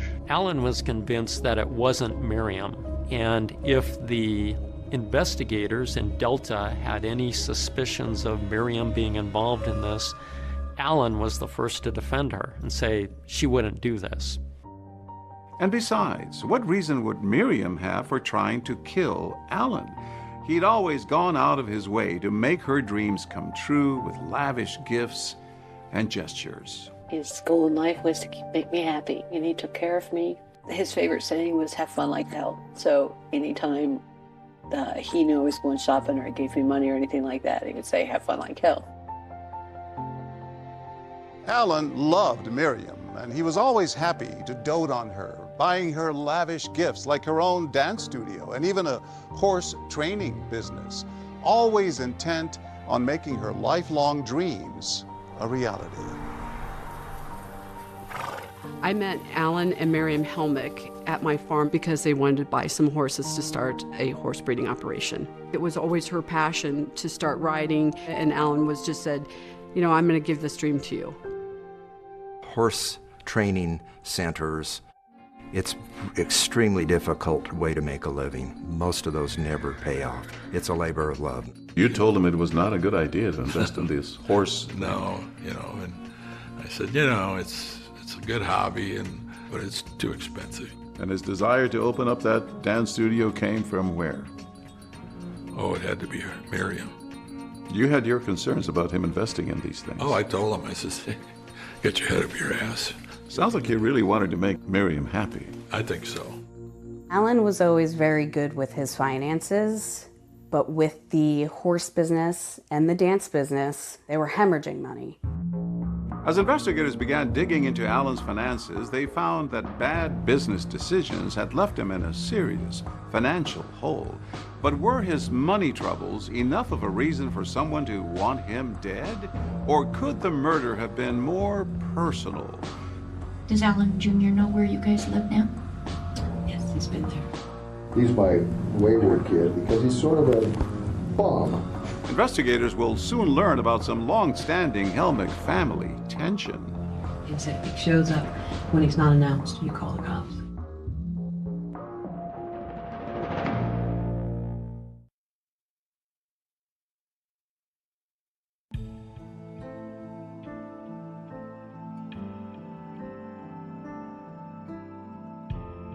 One week after his untimely death, Alan Helmick is laid to rest. When we were at Alan's funeral, Miriam sat in a pew in the very front, of course. She was crying, looked real despondent. Alan's family, his daughters, were just heartbroken and devastated. Alan was a really good dad to those kids. He was like their rock, and hit them real hard. What's it like around here without him, I guess? Very quiet. I'm missing my right arm. I feel like I'm just missing my life. I don't know what to do. In the days after Alan Helmick's murder, investigators had diligently chased down leads and conducted interviews with people in his orbit, but they hadn't announced any suspects. There was, however, one thing they were pretty sure of. This was not a robbery gone wrong. What stood out to you? It was odd. You had property still in the house that was, you could assume, was of value that a normal burglar would take. Like what? Computers, phones, jewelry. The normal type of stuff you would expect somebody to steal. There were drawers pulled out evenly. There was a trash can knocked over. There were drawers that were open that wouldn't hold valuables anyway. And most of the drawers were open in the kitchen, right? Correct. In the kitchen, throughout the house. It just did not sit right. It did not feel right. It was looking staged. And Alan's autopsy confirmed that he probably had not walked in on anyone committing a burglary. There was no indication that Alan had tried to fight off his attacker. It was very clear that he was caught by surprise as he was shot right in the back of the head. Do you think Alan knew his attacker? I don't know. But there was someone in Alan's life that Miriam had told investigators he'd been wary of. At one point, Miriam starts pointing fingers at Alan's son, Alan Jr. What did she say about him? Miriam talked about how Alan and Alan Jr. never got along, and that there was some falling out between the two of them and some animosity. Tell me more about Alan Jr. He's had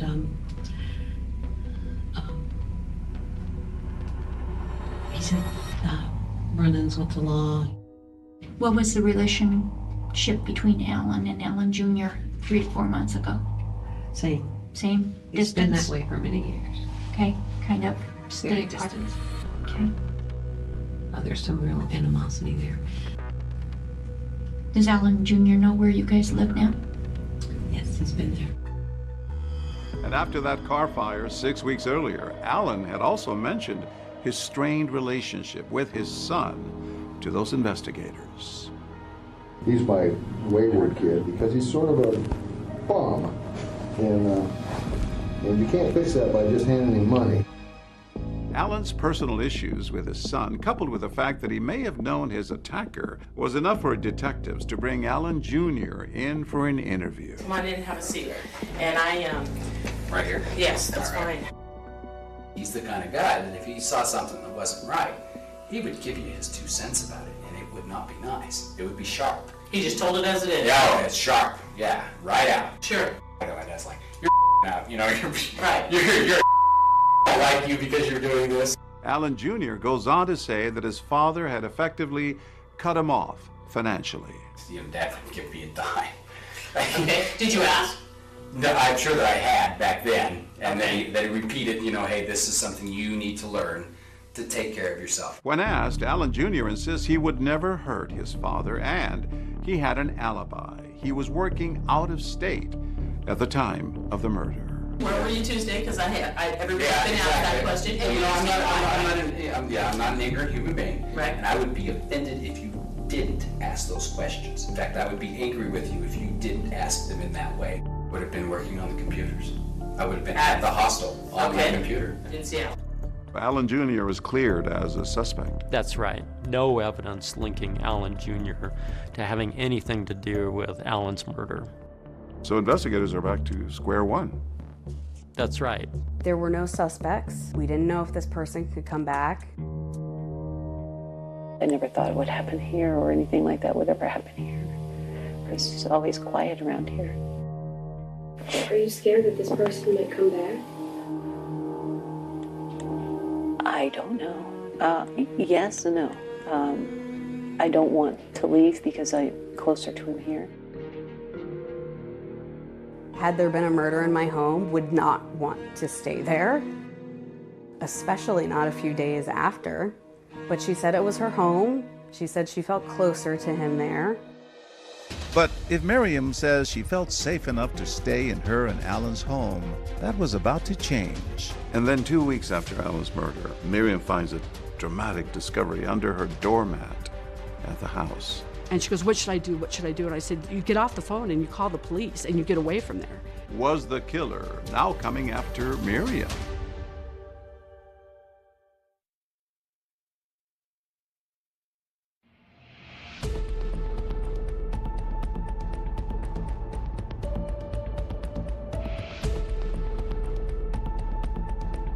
Miriam Helmick came home last Tuesday to find her husband Alan shot and killed. Her quiet Whitewater neighborhood was turned upside down. The baffling murder of businessman Alan Helmick had left a community desperate for answers.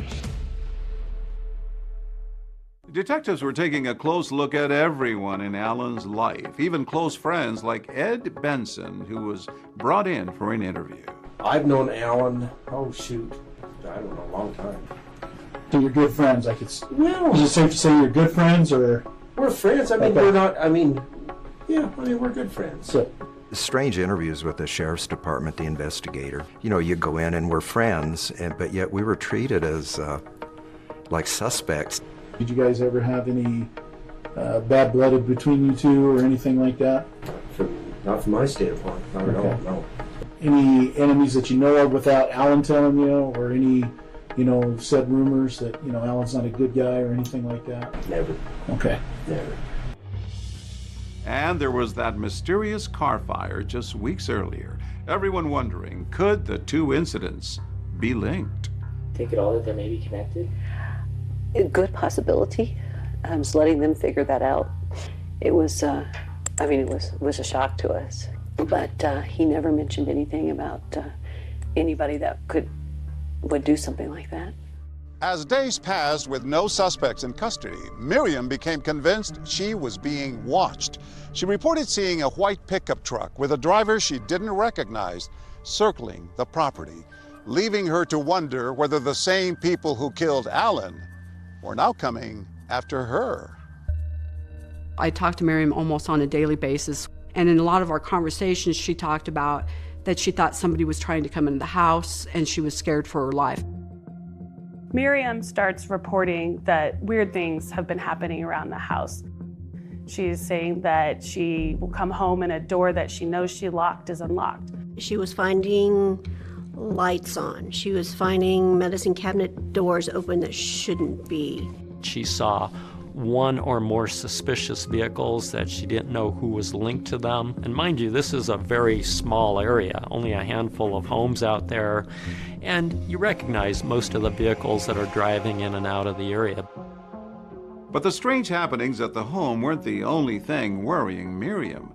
With Alan, the sole breadwinner, gone, there wasn't any money coming in. During her police interview, Miriam had explained to investigators that they had a prenup. She really didn't have anything without him. She didn't stand to gain a lot. I did not have any legal claim to anything that he owned. Okay. It was pretty cut and dry. Miriam's financial situation was fairly dire. In fact, she started selling off some of the property they had together. She said she had no money. All the money was in Alan's name. So I said, well, let me buy the horses back. I'll pay your debt off to the other trainer. That way it'll give you some money for what you need to live on. And then, as Miriam is struggling to stay financially afloat, an ominous message shows up on her doorstep. She was with her friend Penny. They had just gotten back from shopping. She goes up to her front door and she sees an envelope sticking out from under the mat. And when she opens that envelope, there's a card inside that says, "Alan's first, you're next. Run, run, run." She collapses to the ground, becomes very distraught. Marion calls me and she's frantic. And she goes, what should I do? And I said, well, you need to hang up the phone and call the police and get out of there. I said, because somebody could be there trying to hurt you. The greeting card is turned over by Miriam to her lawyer, who then notifies the police. I was given a copy of the card. It said, "To the grieving widow," in block letters. On the front is a picture of a middle-aged female. And it said, "Insanity, doing the same thing over and over again, expecting a different result." And then inside, Alan spelled A-L-L-E-N. Misspelled. Your was also Y-O-U-R. A grammatical thing, okay. Whoever left it there had cut out the barcode, seemingly in an effort to obfuscate anybody tracing that card, where it was purchased, who purchased it, that sort of thing. It looks like Miriam might be the next target. Maybe there is somebody out there who really wants to kill Miriam as well. After Miriam received the threatening card, she left and she went back to Florida, Jacksonville, Florida, where she's from. She moved in with her son, Chris. How was she coping? Oh, it was not good. You know, there was some brokenness there. I just knew that she was in a bad place. I was trying to help her through that stuff. What did you make of that? I think that's not that abnormal. She didn't have a lot to her name, so she needed to figure out how to live without Alan.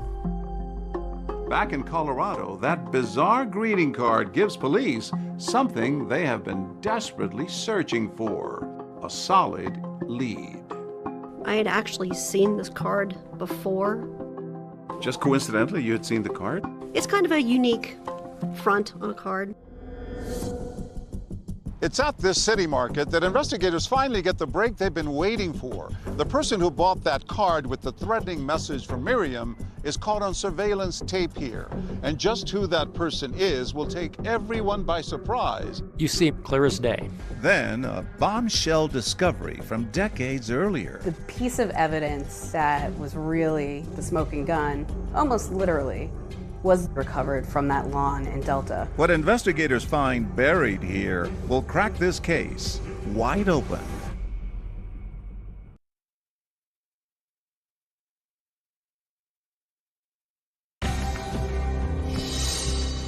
What we had was a man who had led a good life and he ended up murdered. I saw Alan on the floor. He was cold and gray. People were in disbelief. People were scared. I held his hand for a few minutes and tried to make some sense of it all. Miriam comes home. There's a handwritten note, and it says, "To the grieving widow." Alan's first, you're next. Run, run, run. It looks like Miriam might be the next target. The killer was now after her. You want twists and turns? There's no shortage of that here.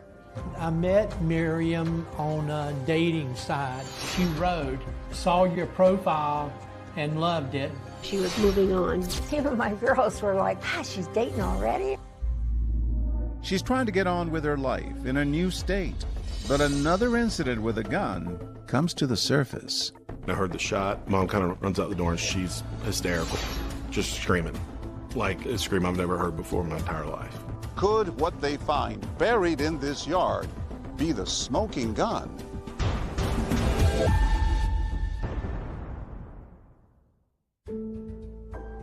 On June 10, 2008, 62-year-old respected businessman Alan Helmick was found dead in his home by his wife Miriam.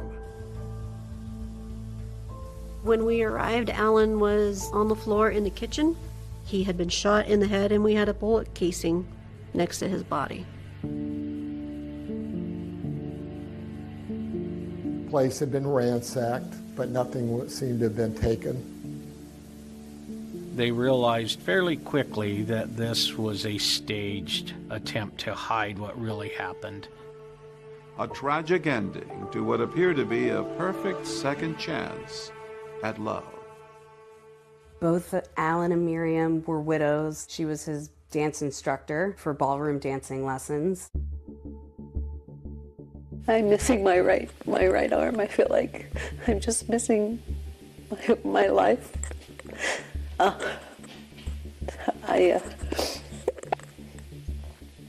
don't know what to do. Miriam told police she'd been running errands all morning and provided receipts to back up her alibi. I went to Walmart. Okay. I needed to buy some shirts. Police were at a loss as to who would want this well-liked businessman dead. Alan had some enemies, but nobody was going to kill him. And as investigators began to dig deeper, the story took a frightening turn. Miriam comes home. There's a handwritten note, and it says, "To the grieving widow. Alan was first, you're next. Run, run, run." It looks like Miriam might be the next target. The real killer was now after her. After Miriam received the threatening card, she went back to Florida, where she's from.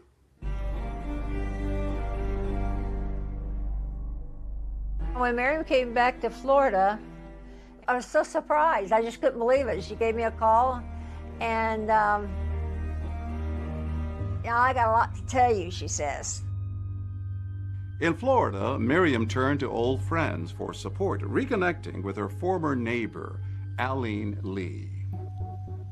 Miriam didn't have any money. She said, "All I've got is just the clothes on my back. I have nothing." I said, "I can get you clothes. My girls are your size." I bought a gas card for her, and I gave her a bag of jewelry. I just felt bad for her. While Miriam tries to restart her life in Florida, detectives in Colorado are continuing to work the case, trying to figure out where that threatening card she received came from. They got in touch with the manufacturer of the card. He was able to tell them where these cards were sold. I checked the Hallmark, I checked the Hobby Lobby. We finally get to the city markets. I contacted their loss prevention guy. They found 2 sales. One person paid in cash, didn't know who that person was. The other one was with a credit card. So we had a name, and then he found one more purchase. He called me and he's like, "I've got video." That store uses VHS tapes? That particular store was not as up-to-date as their others, and they did use VHS, and they used it over and over and over again. So by the time we got this tape, it was kind of delicate.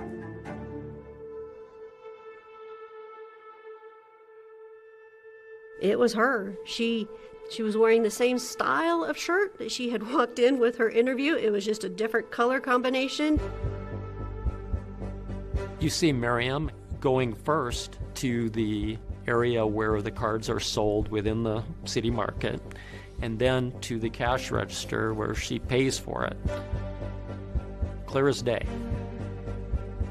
So now it appears that Miriam, the grieving widow, seemingly afraid for her own life, had actually sent that threatening card to herself. But when investigators confront her about this, she says she has an explanation. What Miriam told them is that she felt like the police weren't paying enough attention to the case, that they weren't doing much. And so she wanted to kind of jog that with this card. That was probably not the best decision to be made. Not what I kind of would have done in the situation. She felt she needed to do this. She felt she needed to. Did that greeting card incident change the way you and investigators approached the case? What innocent person would do this, obfuscate, complicate a murder investigation with this ruse? But remember, when she was interviewed by investigators, Miriam said she had very little to gain from Alan's death. We did a prenup. So everything his is his. Everything mine is mine. He has more than I do. Okay. With no clear motive in sight, the Mesa County Sheriff's Office turned their attention to Miriam's past, learning about that double tragedy she and her family suffered years earlier in Florida. There was the sudden loss of her daughter, and then a shocking development with her first husband. While Miriam and her first husband, Jack, were in bed, Jack shot himself in the head. Now you say, okay, she's had not one, but two husbands shot in the head. Was there a common thread? And they were both married to Miriam Helmick. Police ruled it a suicide. There were some strange circumstances, though. Things like he used his right hand to pull the trigger. Jack was a lefty. Investigators then start looking back at your father's death. Yes. I woke up to the gunshot. You were just down the hall. I was sleeping on the couch in the family room, and I heard the shot. Mom kind of runs out the door, and she's hysterical, just screaming, like a scream I've never heard before in my entire life. There's certain things in life that can't be faked. Did you question her? No. I know one of the things came up is that my dad was left-handed. Well, my dad learned how to write left-handed because he had a cast on his arm when he was younger, so he was ambidextrous. He could use his right hand too. And you had seen him depressed before this? Yeah. Was the death of her first husband, that case, ever reopened? No, it was ruled a suicide. But with clouds of suspicion gathering over Miriam about the death of her second husband, she does something unexpected. I met Miriam on a dating site. A millionaire match? Millionaire match. Your profile described me to a T. Investigators are starting to wonder if they could actually have a black widow on their hand. I mean, she was finding the husband, she was looking for the money, and then moving on.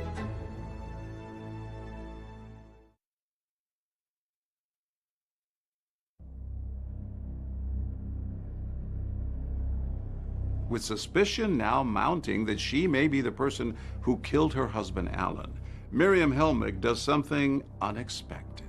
She goes looking for love again.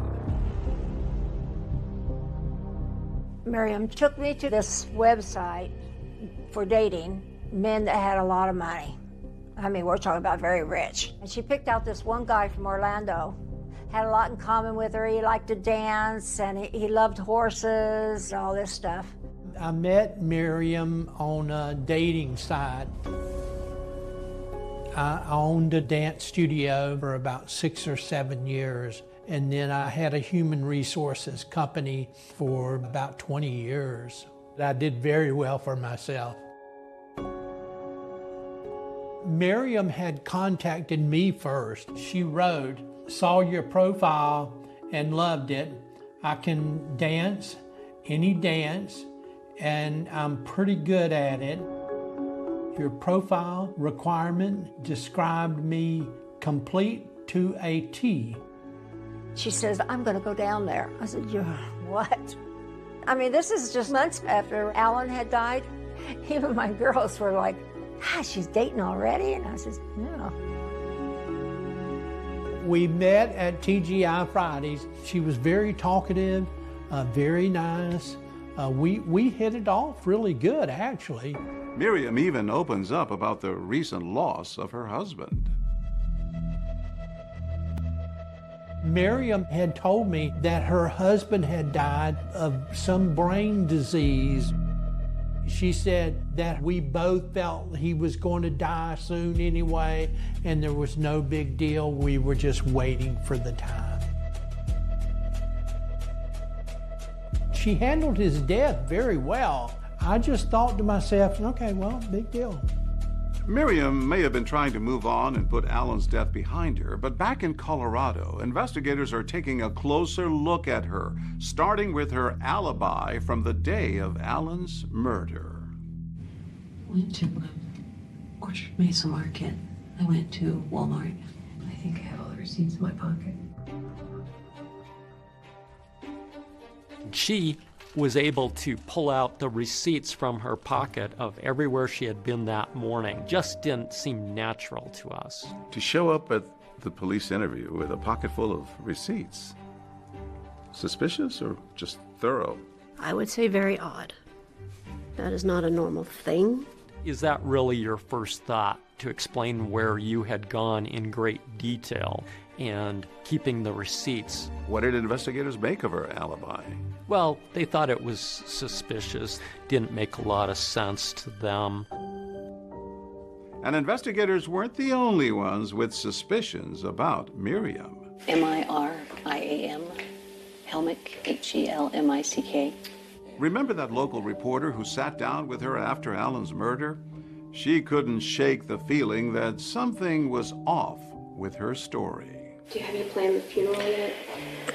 Oh, it's tomorrow at 10. I start to get a weird feeling as she's talking. I wanted to get back into dressage and decided I should have a dressage horse, so he bought several. It was all about her.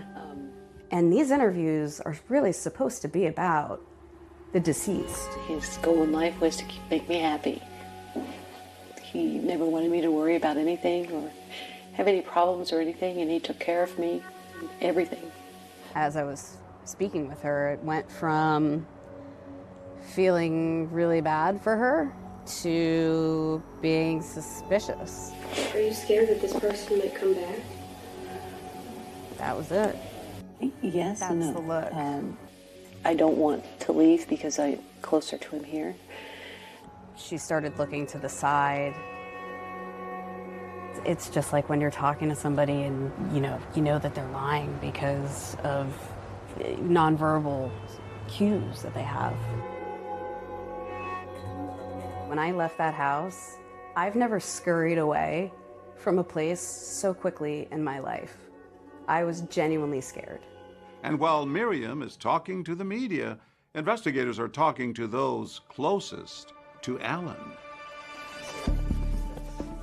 You continue with the investigation. Actually, you interview Alan's children. Yes. Right after Alan passed, we were speaking to the daughters, and they had expressed concerns of an inability to get a hold of their dad. He's been completely out of character, drastically since January.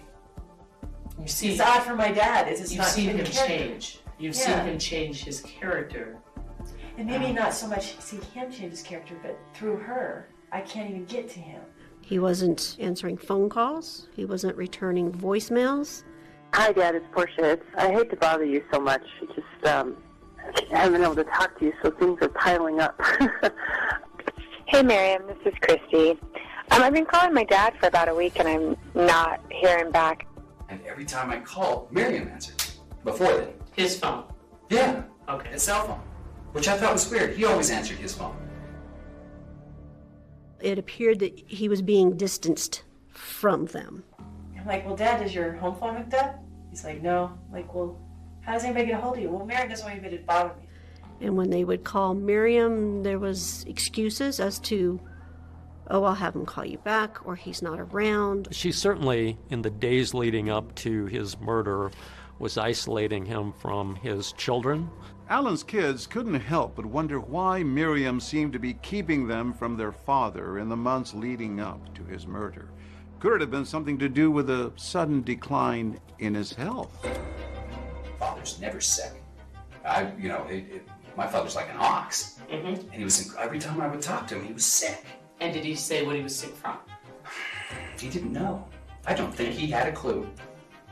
But he said he couldn't even stand up. He was so dizzy. The more investigators dig, the more troubling details they uncover, like a gun that seemed to have disappeared from Miriam and Alan's home. One of Alan's children said she specifically remembered seeing a .25 caliber pistol in his sock drawer. They couldn't find that gun after the murder. Police learn of a shooting incident that had happened outside this house decades before. Could what they find buried in this yard be the break they need?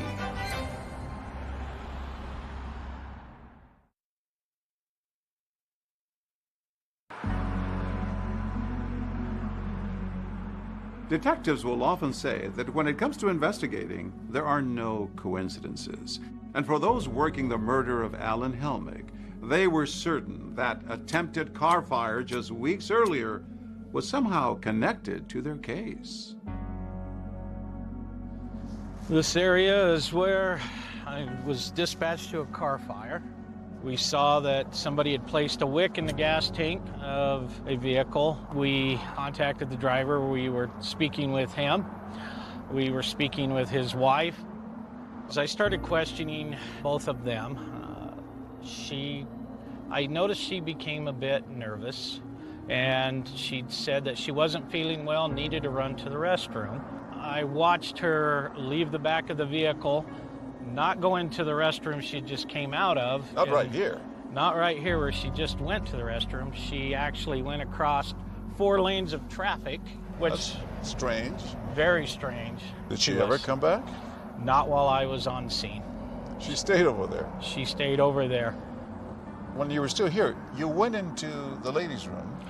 We did. What did you find there? We smelled the odor of gasoline. It was fairly strong. Since investigators learned that Miriam had been standing at the trunk right before Alan discovered the fire, they decided to bluff him, telling Alan there was surveillance video of the incident to see if he thought his wife could have been responsible. I watched the video. Is she on there? I'm asking you. What do you think? No, is she on there? I'm Did she asking like you it? what you think. No, but I could be wrong. We bluffed Alan, and he said he didn't believe it. And you didn't answer my question. You looked at the video. No. Nice little flick there. If you'd seen her on the video doing it, I would have been shocked. The crime scene reminded investigators of a movie scene. After all the dust had settled, our investigators started thinking about what had transpired in Delta.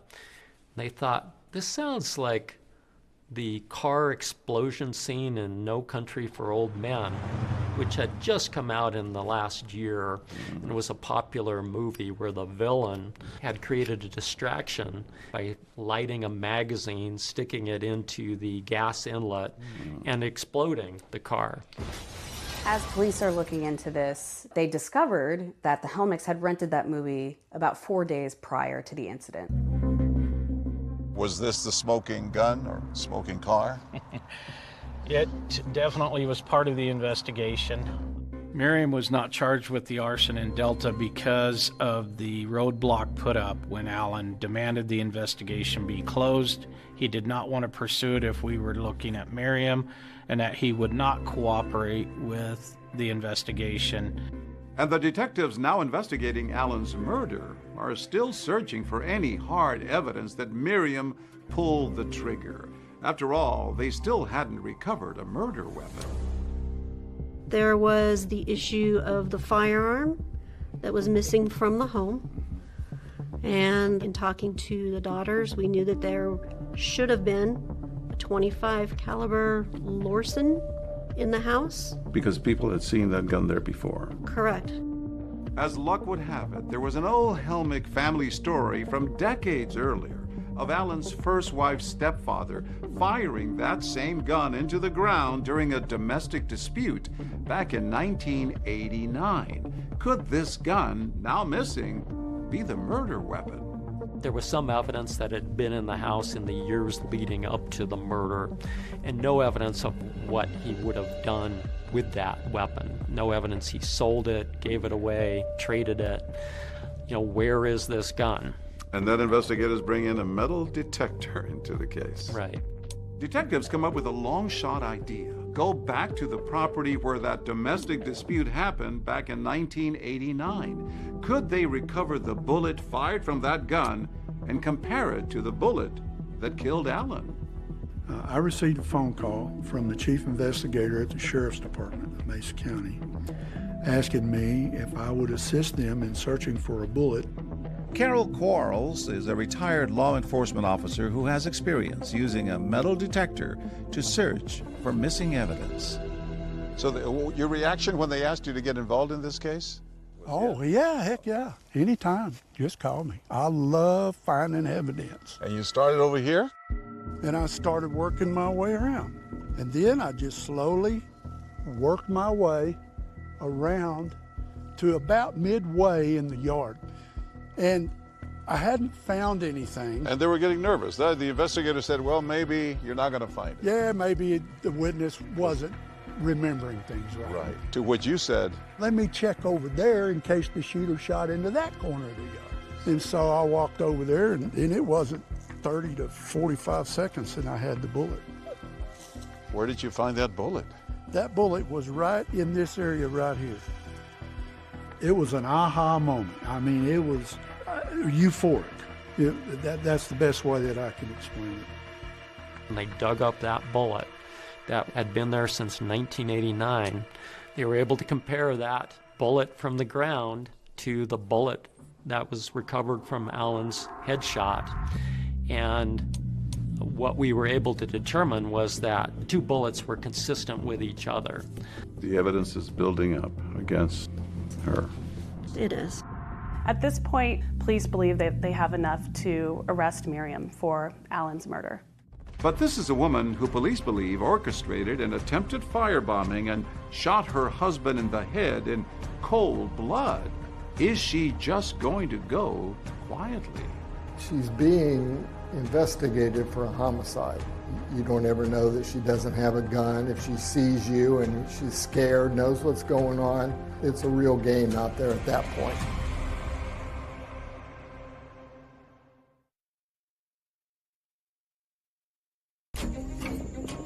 In the fall of 2008, just a few months after Allen Helmick's murder, Miriam was living in Jacksonville, Florida, attempting to move on with her life. But her past in Colorado was about to catch up with her. I was a special agent with the Florida Department of Law Enforcement here in the Jacksonville field office.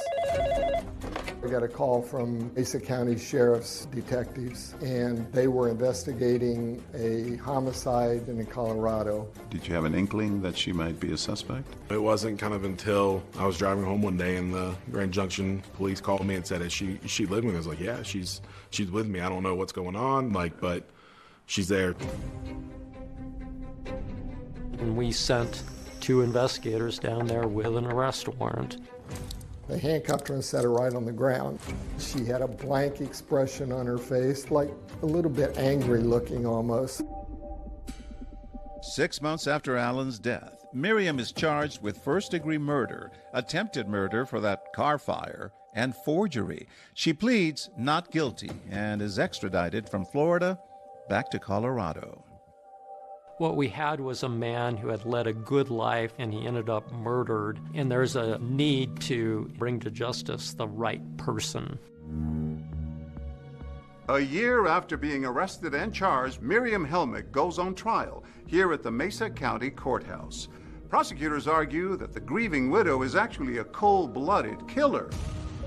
Miriam Helmick standing trial for the murder of her husband was a huge deal. The courtroom was pretty packed. It was a bit chilling. Miriam did not show a lot of emotion. She didn't look like herself. So why do prosecutors believe Miriam killed Allen? They argue the motive was as age-old as they come. Money. Financial motive was the critical part of your argument. There were suspicious bank account activity where it appeared that Miriam had forged multiple checks from Allen's account.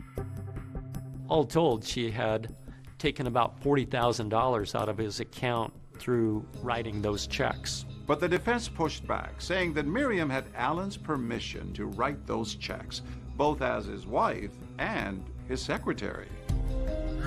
Banks had been calling, trying to get a hold of Alan. He wasn't being available to his banker, something that had never happened before. Now there was an urgency. Right. In fact, the banker had reached out to one of Alan's daughters, and that was tension that was building. Prosecutors put Alan's daughter, Portia, on the stand to testify about the way Miriam seemed to be isolating her father in the months leading up to his murder. He was much less involved in my life. He was much more distant. I called him, and when I didn't get to his phone, I called Miriam's phone. And when they would call Miriam, there was excuses as to, oh, I'll have him call you back, or he's not around. If Alan was discovering that she had been taking money from him without permission, that was a possible motive. How would he have reacted if he had found it? Everything would have been over. You would have had our attorney on a hotline, and it would have been over. And prosecutors argued that Miriam had tried to kill Alan not once, but twice. The first time in that failed attempt at blowing up his car. They called Miriam's horse breeder and friend, Jerry Yarborough, to the stand. When I went on the stand, I was super scared because I knew my testimony was going to be not so good for Miriam. Jerry told jurors about a conversation she said she had with Miriam after that failed car bombing. She had said that she found out that a car won't explode if it has a full tank of gas. And when she said that, what was her demeanor? She laughed. That catch you off guard? Pretty much. But the defense pointed out that if Miriam was after Alan's money, why would she try to blow up his car while he was holding that large cashier's check he had just received?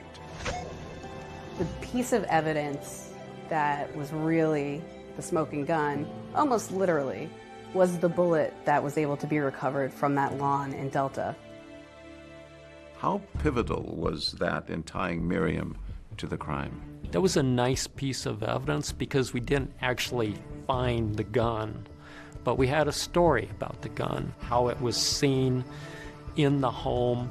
Now we have a bullet that roughly matches the bullet that was recovered from Alan. But as Miriam's defense pointed out, roughly matched is not the same as a perfect match. Couldn't prove it beyond a reasonable doubt. Then the defense did something you don't often see at a murder trial. The defense calls Miriam Holland to the stand. They called Miriam to testify in her own defense. Once you got inside, what did you see? I saw Alan on the floor. I dropped my bags and went to him. He was cold and gray.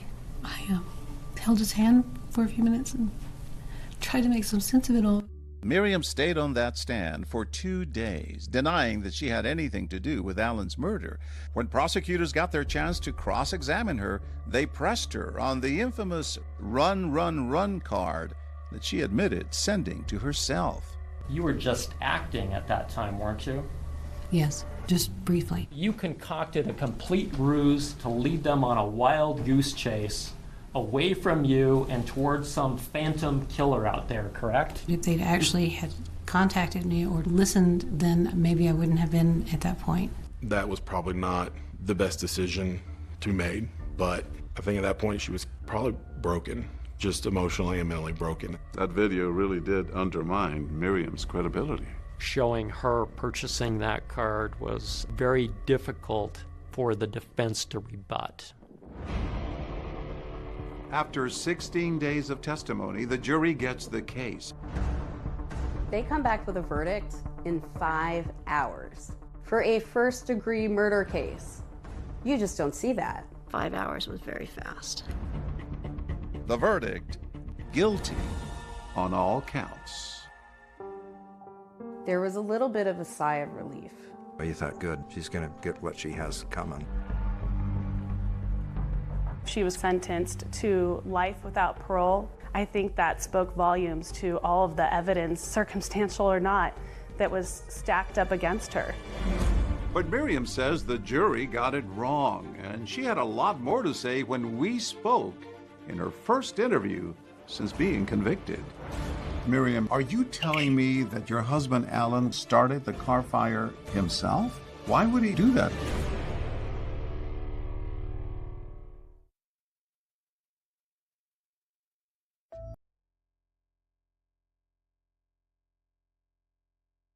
It's now been 15 years since Miriam Helmick was sentenced to life for killing her husband, Alan.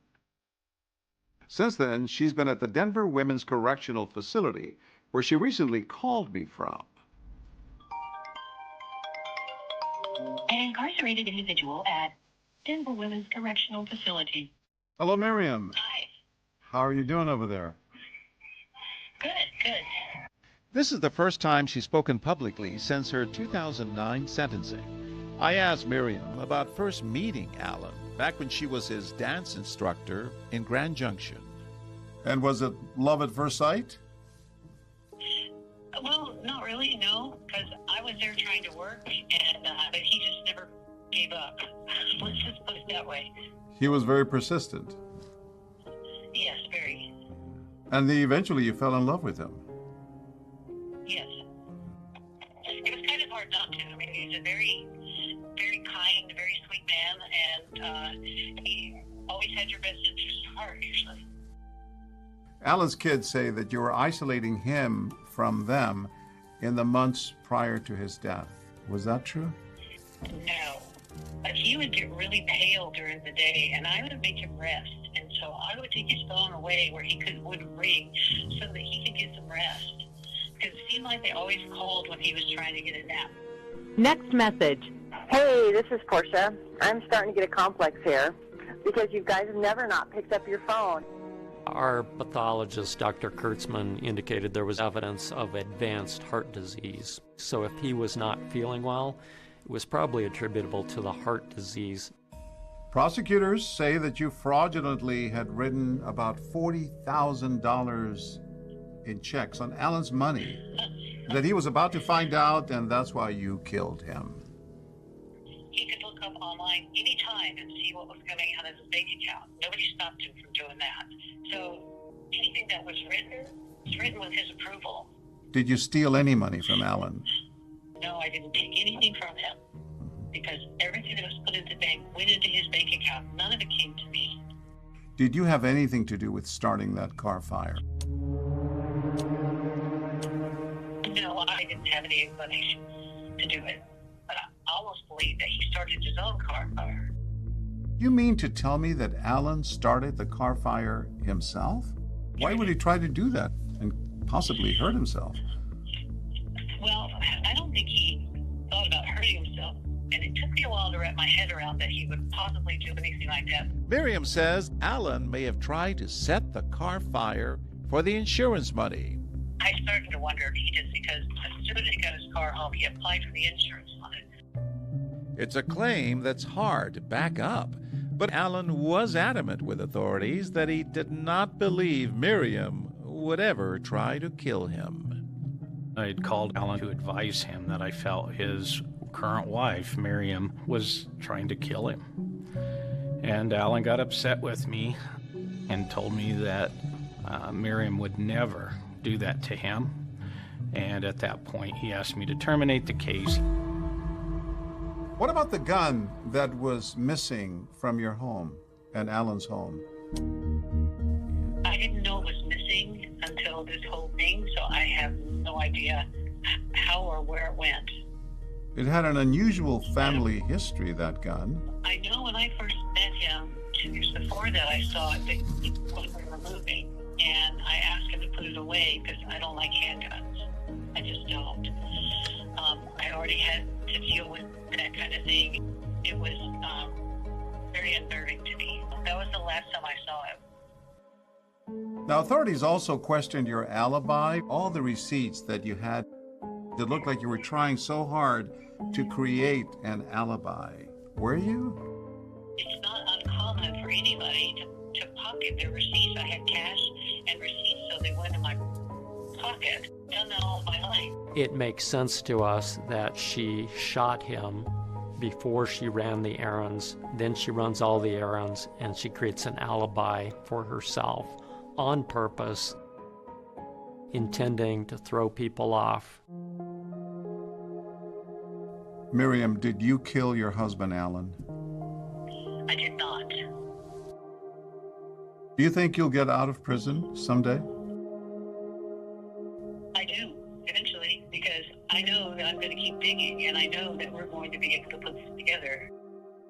What do you think will prove your innocence now? The fact that I had no GSR on me, I had no blood spray on me. Wouldn't the blood spatter and the gunshot residue be easily washed off if you took a shower? Well, you know, that's funny because when I went to the police station that afternoon, you could tell I hadn't taken a shower. There was even some dirt under my fingernails, pretty much from doing the barn that morning and helping him shovel out stalls. So you had not washed anything off?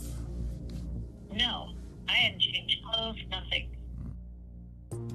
Miriam has filed numerous appeals with the courts. They've all been rejected, but she vows to keep on fighting.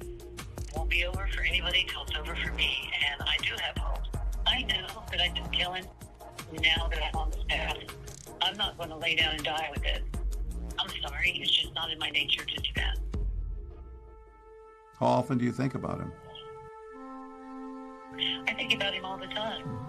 He was funny. He would say things that I remember. His biggest saying was, "It's only business. Treat it that way." You know, he was fun to be around.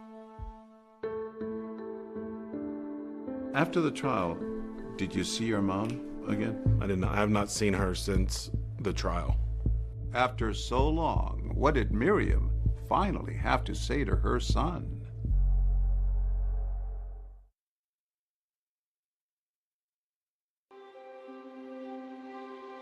Don't forget, you're going to put on your jacket, too. We're not used to the 30-degree weather that's awaiting us. No, we're from Florida. Maybe different. This past November, Chris Giles and his wife Kelly flew to Colorado for a much-anticipated visit to see his mom, Miriam, in prison. So she's in the Dimmons Women's Correctional Facility. So it'll be the first time in probably about 15 years that I've seen her. I have not seen her since the trial. Why not? I think for one, I didn't want to have to just see her that way. See her kind of broken and see her in that situation. I was also kind of mad. I was mad that all this had kind of happened. Over the years, one by one, Chris lost his entire family to different forms of tragedy. It's just kind of a whirlwind, and then all of a sudden this happens. That new husband dies, and then she's arrested. Yeah. You're trying to figure out how to deal with those things, and you kind of got to deal with the pain, you got to deal with the hurt. Let's rock and roll.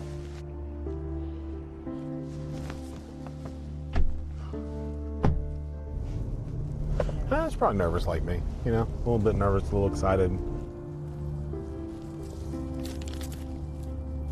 Our cameras were not allowed inside the prison, but Chris tells me that reuniting with his mom, while complicated, was also healing for him. First thing she did was apologize. What did she say? As soon as we sat down.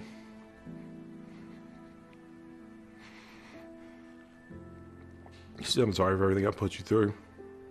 She said, "I'm sorry that we had to go through this." But still, once we got to the Alan part, she was firm in that she was innocent of all that stuff. And so we just hashed out kind of what had happened.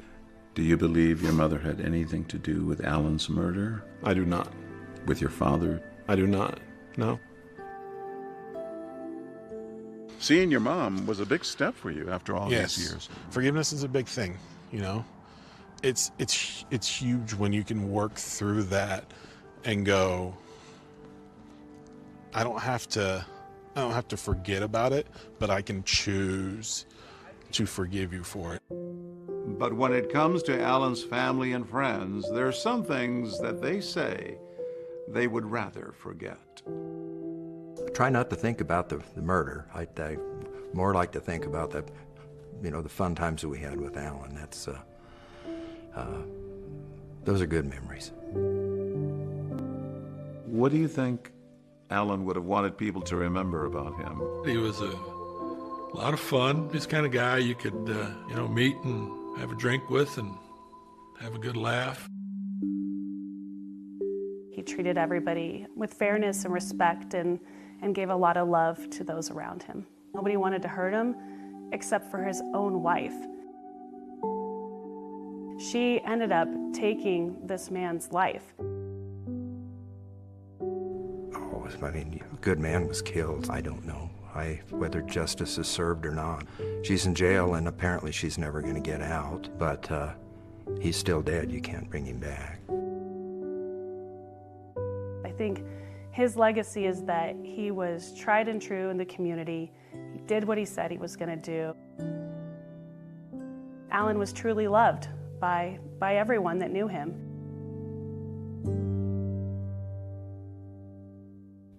Miriam Helmick was sentenced to life plus 78 years. David, she has exhausted her appeals, but she says she still plans to fight for her freedom. That's our program for tonight. Thanks so much for watching. I'm Deborah Roberts. And I'm David Muir. From all of us here at 2020 and ABC News, good night.